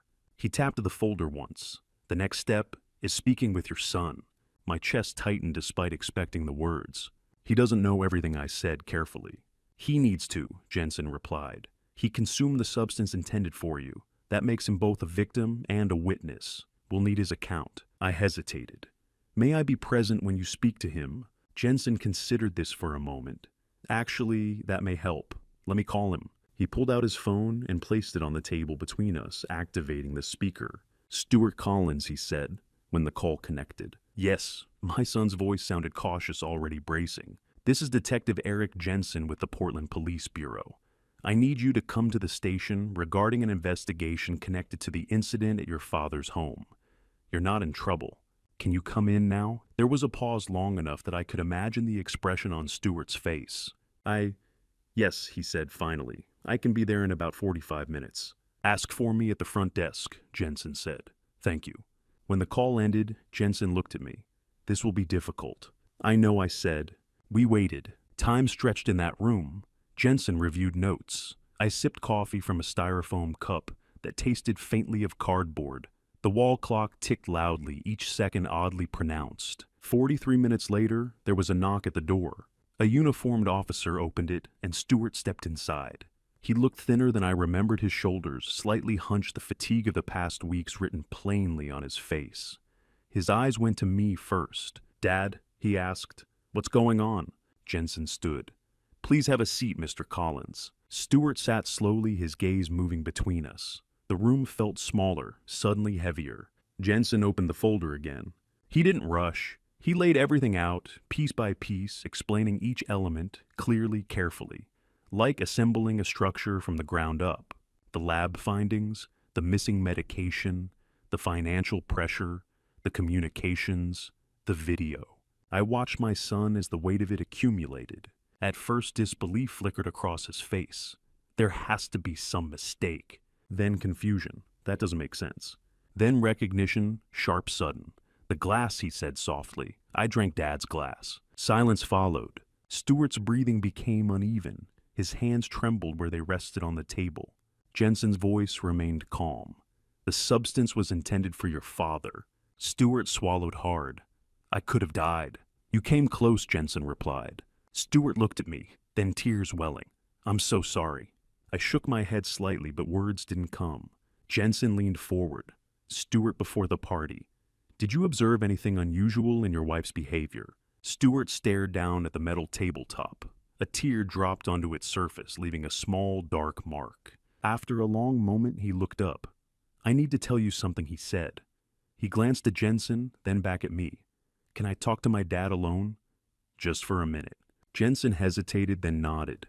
5 minutes. I'll be just outside." He gathered the folders and left, closing the door behind him.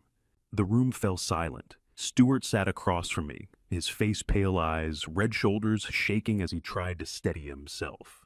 "Dad," he said quietly, "I need you to understand something." I waited. "I have known something wasn't right for about 3 months, he continued. I didn't know what it was at first. Just a feeling. Patterns that didn't add up. My heart pounded, but I stayed silent. "I hired someone," he said, "a private investigator, Claire. The pieces shifted in my mind, rearranging themselves into a shape I hadn't seen before. I've been trying to figure out what was happening since March," Stuart said, quietly, carefully. I stared at my son across that metal table, the weight of his words settling in. In that moment, everything changed. He hadn't been unaware. He hadn't been blind. He had been watching, gathering information, protecting in his own way just as I had. We had been working in parallel, neither of us knowing the other was doing the same. "Why didn't you tell me?" I asked softly. Stuart took a shaky breath. "I didn't want to be wrong," he said, "and I didn't want to put that kind of fear in your head unless I was sure." He paused, pressing his palms flat against the table, as if grounding himself. "And once I started looking, I couldn't stop. I needed to understand what I was seeing before I spoke." His voice cracked and he looked away. "I didn't know how to tell you," he said. "I still don't." I felt a tightness in my chest that had nothing to do with fear and everything to do with recognition. My son had been carrying this alone. The door remained closed. The clock ticked. And in that small, sterile room, father and son sat facing each other, both realizing at the same time that neither of us had been protecting ourselves. We had been protecting each other. Stuart inhaled, steadying himself, and began to explain.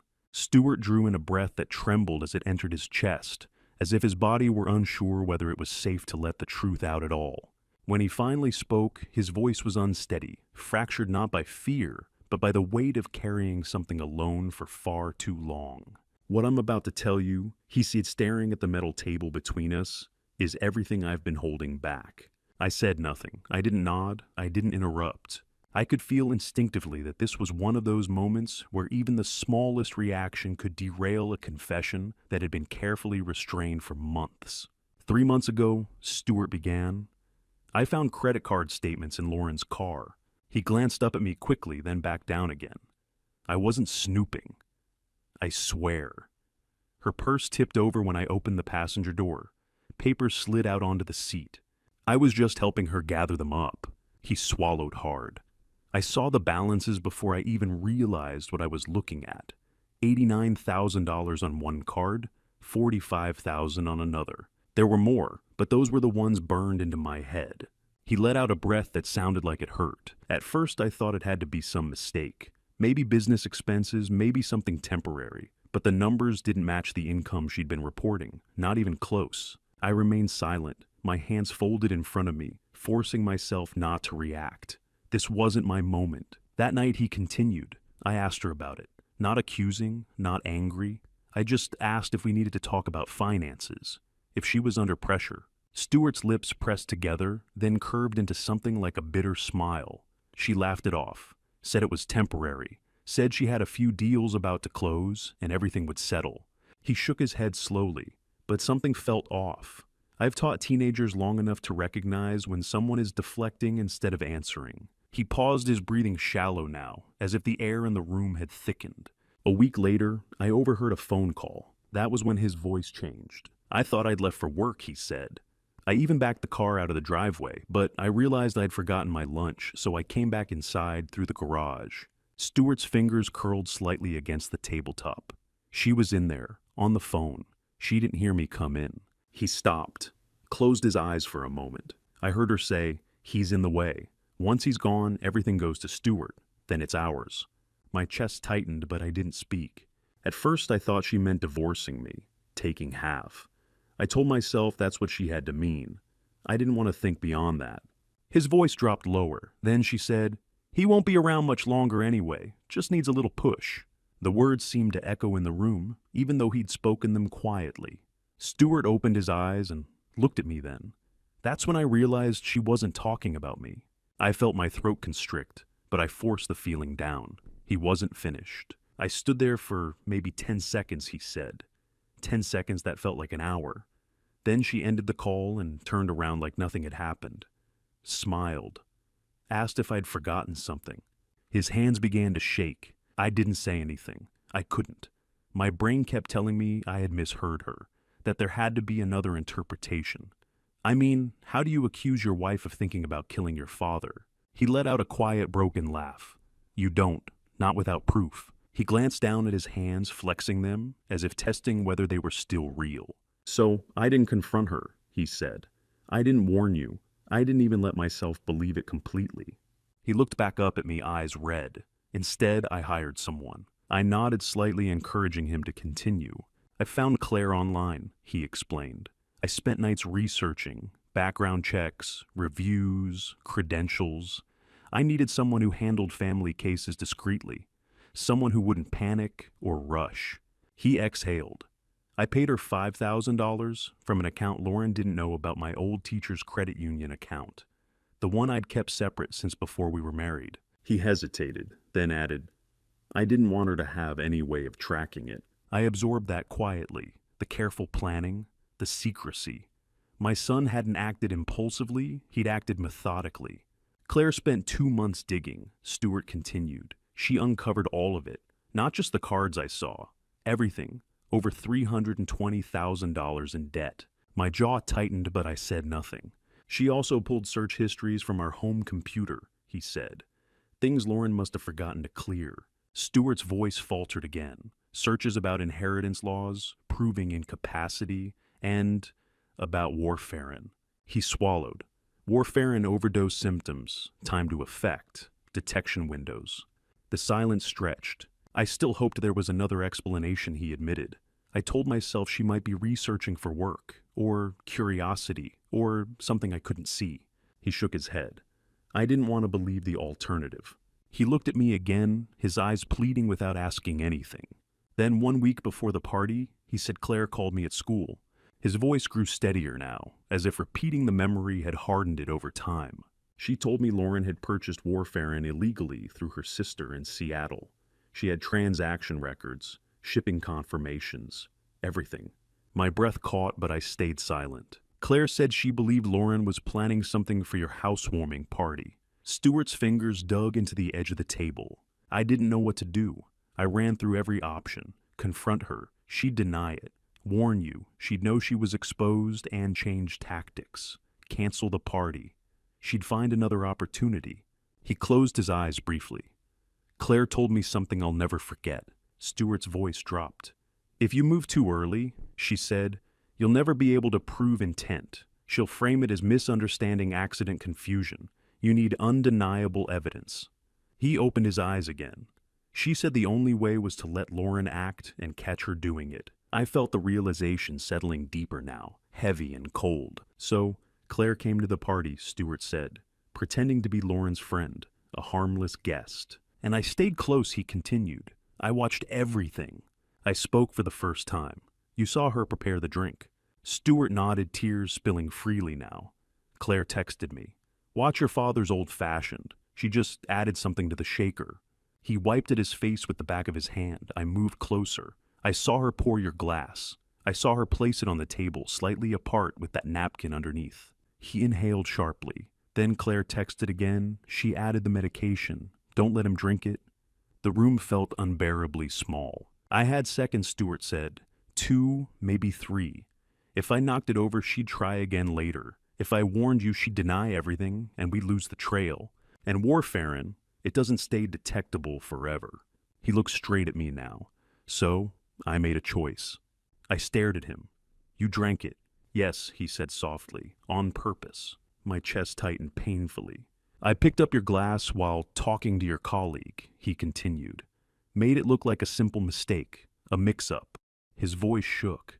Claire had already explained what would happen, the symptoms, the timeline. She told me I'd need medical attention fast. You could have died, I said, my voice barely above a whisper. So, could you? Stuart replied without hesitation. And you've already given most of your life to me. Tears streamed down his face, now unrestrained. "You probably have 15 or 20 good years left. I have 40. The math wasn't hard. The words hit me like a physical blow. And once the poison was in my system, he went on, the hospital would document it. Blood tests, treatment, a paper trail. He drew in a shaky breath. I don't take warfarin. You do. And Lauren was the only person who knew both those things. He looked at me, eyes blazing through tears. I turned myself into evidence, Dad. Evidence she couldn't explain away. My throat closed completely. You sacrificed yourself, I said hoarsely, to protect me and to trap her. Stuart shook his head slightly. You worked 3 jobs after Mom died. You went without so I could have everything. This was nothing compared to that. Silence filled the room. The hum of the fluorescent lights overhead seemed louder now. The metal table between us felt like a barrier and a bridge all at once. I'm sorry I didn't tell you, Stuart said after a long pause. Claire warned me that if you knew you might react differently, might tip Lauren off without realizing it. He wiped his face again. And I needed to be sure. I needed proof that the woman I married, the mother of my daughter, was actually capable of something this dark. His voice broke completely. Now I know, and I wish I didn't. I reached across the table and took his hands in mine. They were cold, shaking. You are exactly the man I hoped you'd become, I said, my own voice cracking. But don't ever do something like that again. Stuart let out a laugh through his tears. Fragile, human, I promise. A soft knock sounded at the door. Detective Jensen's voice came through gently, giving us one more minute before the process resumed. One more moment to sit as father and son, not investigator and witness, not victim and protector, but 2 people realizing they had been fighting the same battle from opposite sides. For the first time since all of this began, I understood something clearly. We hadn't failed each other. We had been trying desperately, imperfectly to keep each other alive. 6 months later, I stood on the front porch of the house I had nearly lost, watching autumn settle gently over the yard. Leaves drifted down in slow spirals, covering the grass in shades of copper gold and deep red. The maple trees burned brightly against the pale October sky, and the oaks swayed with a calm confidence in the breeze. This was the first time I had watched a season change here without my body bracing for danger. For the first time since moving into this house, I felt unguarded. 6 months wasn't a long time on a calendar, but it was long enough for everything to feel different. Long enough for the noise to quiet. Long enough for fear to loosen its grip. Long enough for truth to become history instead of a wound still bleeding.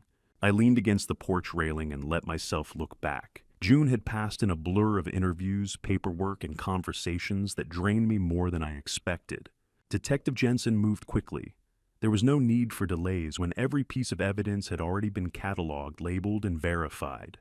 The investigation didn't crawl forward, it marched. Within a week, both Lauren and her sister Christine were taken into custody. The charges were extensive and sobering. To hear spoken aloud, conspiracy to commit attempted murder, elder abuse, financial exploitation, falsifying reports, obstruction. Christine faced additional counts related to illegal pharmaceutical possession and interstate conspiracy. Bail was denied to both too many red flags, too many reasons to believe neither would stay put if given the chance. I didn't attend the arrests. I didn't need to. By then the danger had passed, and I'd learned that closure doesn't always come from watching someone else fall. Sometimes it comes from realizing you're no longer the one being hunted. July arrived with its own kind of finality. Stuart didn't hesitate. He filed for divorce the moment his attorney confirmed it was safe to proceed. Custody hearings moved faster than I expected. The evidence was irrefutable, and Lauren didn't contest any part of it. Her focus was elsewhere on her defense, on minimizing damage, on survival. Stuart was awarded sole custody of Grace. For the first time in months, I saw relief settle into my son's posture. Not happiness relief, the kind that comes when a constant pressure finally lifts. He moved into a small apartment near my house, close enough that we could see each other every day if we wanted. Some days we did, some days we didn't. We were learning what proximity meant when it was chosen, not forced by fear. Grace adapted in her own quiet way. Children have a resilience adults underestimate. She asked questions when she needed to. She accepted answers when she was given them. She drew pictures. She slept through the night again. August brought negotiations. By then, the case no longer belonged to speculation or emotion. It belonged to documents and sworn testimony. Text messages laid bare intent. Medical records confirmed harm. Video footage established opportunity. Financial trails mapped motive. Claire testified calmly, professionally. Stewart testified carefully. I testified clearly. Lauren's attorney advised her to accept a plea rather than face a jury. Christine's attorney did the same. There was no narrative that could undo what had already been proven. September marked the end of the legal chapter. Sentencing took place on a gray morning that felt heavier than it should have. I sat in the courtroom beside Stewart, not holding his hand, but close enough that our shoulders touched. That felt right.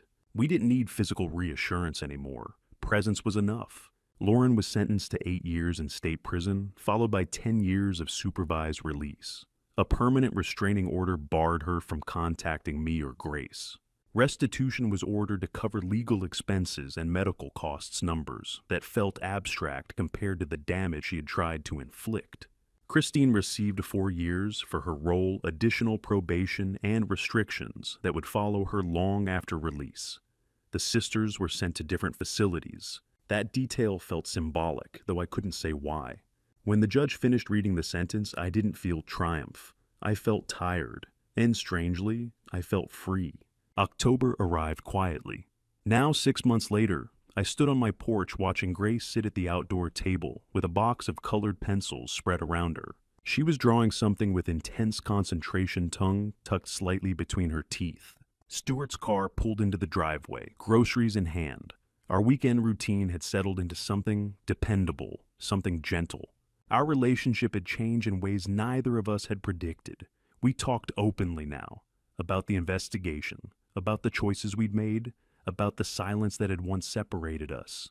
We were both trying to protect each other, Stewart said one evening, sitting beside me as the sun dipped below the trees. And we both did, I replied, just not the way either of us imagined. Grace jumped up from her chair and ran toward me waving a piece of paper. Grandpa, look. I took the drawing carefully.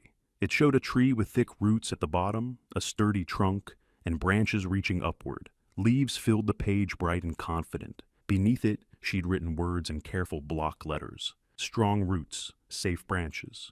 My vision blurred. It's beautiful, I told her, and meant it more than she could possibly understand. Mrs. Henderson says family is about people who keep you safe, Grace said matter-of-factly. You and Daddy do that. Stewart heard her from the porch and smiled something sad and proud, crossing his face at the same time. After Grace went inside for a snack, Stewart and I sat on the steps, the evening air cool against our skin. You know what I think about sometimes, he asked. What's that, Mom, he said. What she'd say about all of this. I considered it for a moment. She'd say we did what family does. Stewart nodded. Even when it meant keeping things from each other. Especially then, I said gently. Though I hope we're done with secrets. Stewart looked at me serious. No more. We shook hands, half joking, half solemn. A contract made without paperwork. Life didn't return to what it had been before. It settled into something new. Claire remained part of my world, not intrusively, not urgently. We met for coffee now and then. A professional respect lingered between us, layered with something that might become friendship someday, or something else. There was no rush. After everything, time felt like a gift again. James Fletcher continued his weekly visits, always arriving with advice I hadn't asked for and solutions I hadn't considered. Together we upgraded the security system, not because I lived in fear, but because preparation no longer felt paranoid. It felt wise. Diane Montgomery helped ensure every legal loose end was tied off, deeds secured, trusts clarified, documentation sealed and stored. She didn't speak in reassurance. She spoke in certainty. Dr. Melissa Stone followed up with Stewart, confirming what we'd already hoped, that there were no lasting physical effects from the poisoning. His body had healed. The rest would take longer. The house itself changed too. It no longer felt like a fortress. The locks were secure, but they didn't dominate my thoughts. The living room where the party had unfolded was rearranged, new furniture, lighter colors. The kitchen medicine cabinet was reorganized, labeled simplified. The office that once held stacks of evidence was cleared files archived and stored away like artifacts from another life. I walked through each room one evening after Stuart and Grace had gone home. I paused in places where memories clung stubbornly to the walls. Not painful ones anymore, just reminders. I stood at the window overlooking the backyard oak tree, its branches dark against the moonlit sky. I thought about legacy. What I was leaving Grace wasn't just property. It wasn't even security in the financial sense. It was knowledge, awareness, the understanding that instincts matter, that preparation matters.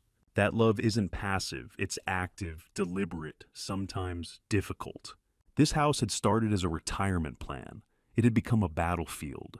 Now, finally, it was what it was always meant to be: a home. A place where laughter could return without fear, where doors could be locked at night without anxiety, where morning coffee tasted like coffee, not vigilance. I turned off the porch light and locked the door behind me, the same door I'd unlocked months earlier, for a celebration that nearly became a tragedy. Back then, I'd believed loneliness was my greatest threat. I'd learned since that danger often comes disguised as affection, familiarity, even love. It comes quietly. It waits. But I'd also learned something else. Family isn't defined by blood or marriage certificates. It's defined by action, by who steps forward when things turn dark, by who chooses to protect instead of exploit. Stuart had poisoned himself to save me. I had gathered evidence to save him, and together, without realizing it, we'd built something stronger than fear. This house, this craftsman home I'd worked decades to afford, was mine in the only way that truly mattered now. It was mine because it was safe, because it held truth, because the people inside it chose each other every day. Tomorrow I would wake in my own bed, make coffee in my own kitchen, spend the day however I pleased.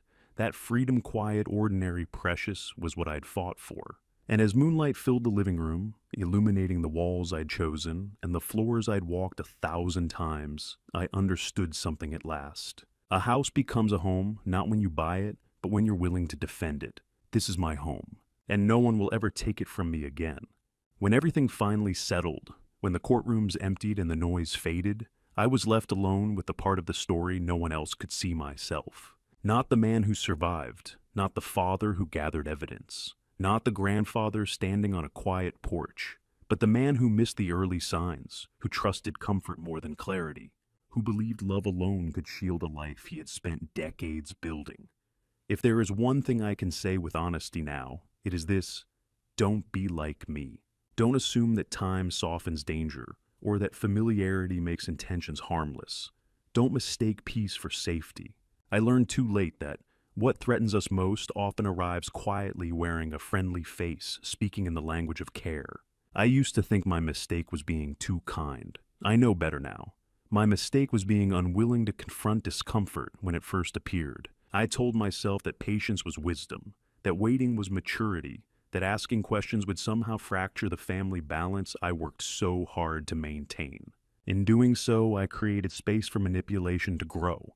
The truth is uncomfortable. I didn't want to see what was forming, because acknowledging it would have required action, and action would have disrupted the calm I mistook for harmony.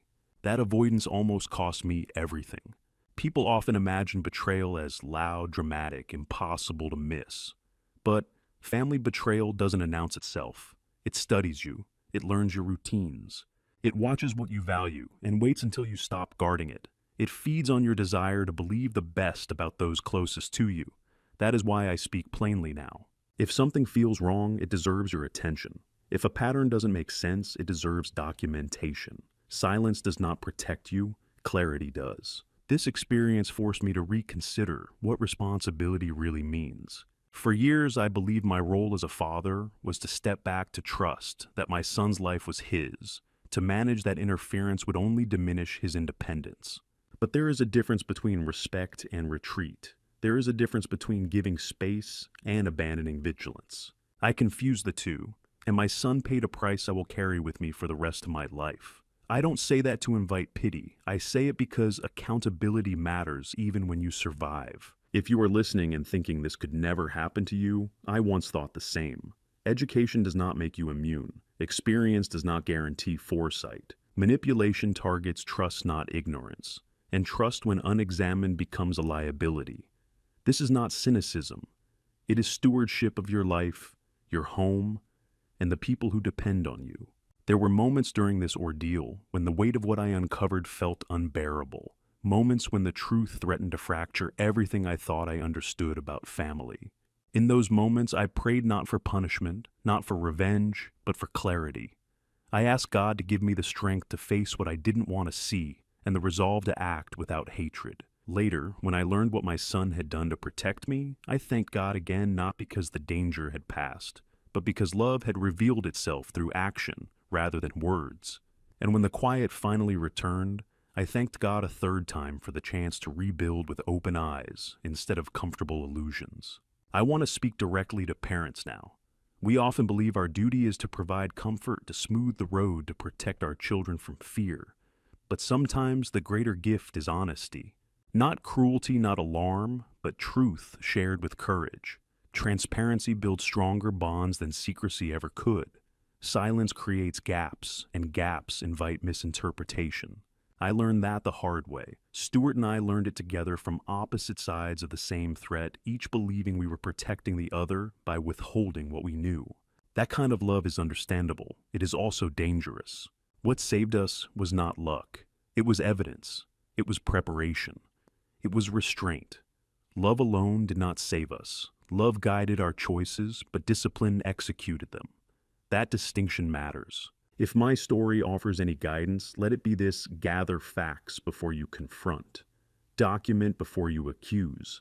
And never assume that acting calmly means acting slowly. Calmness can coexist with urgency.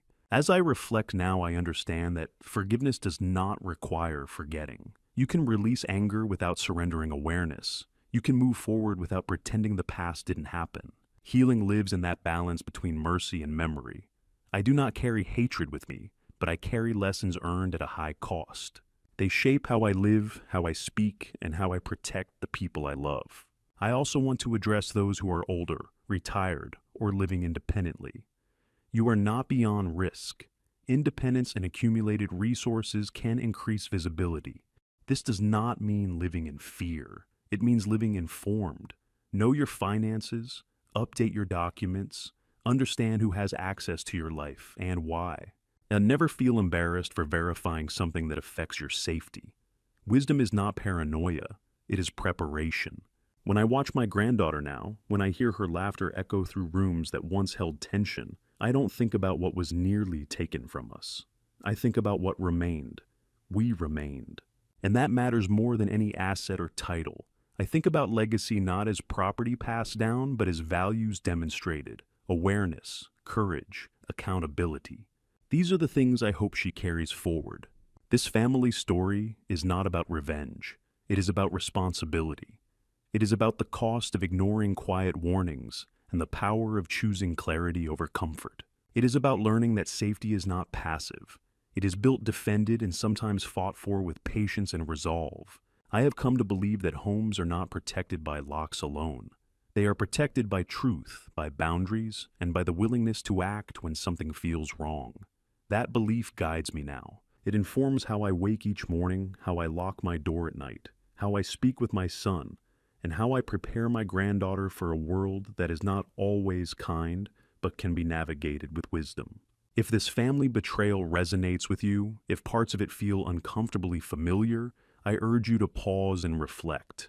Ask yourself what you might be overlooking. Ask yourself whether peace has replaced clarity in your own life. And ask yourself what steps you could take today, not tomorrow, to protect what matters most. Before we part, I invite you to share your thoughts. What moment stayed with you the longest? What choice would you have made differently in my place? Your perspective matters, and your voice may help someone else see more clearly. If you found value here, consider sharing this story with someone who might need it. And if you wish to continue exploring stories about resilience, boundaries, and the hidden costs of family betrayal, subscribing to the channel is a simple way to stay connected. As I share this reflection, I know this is not just my experience anymore.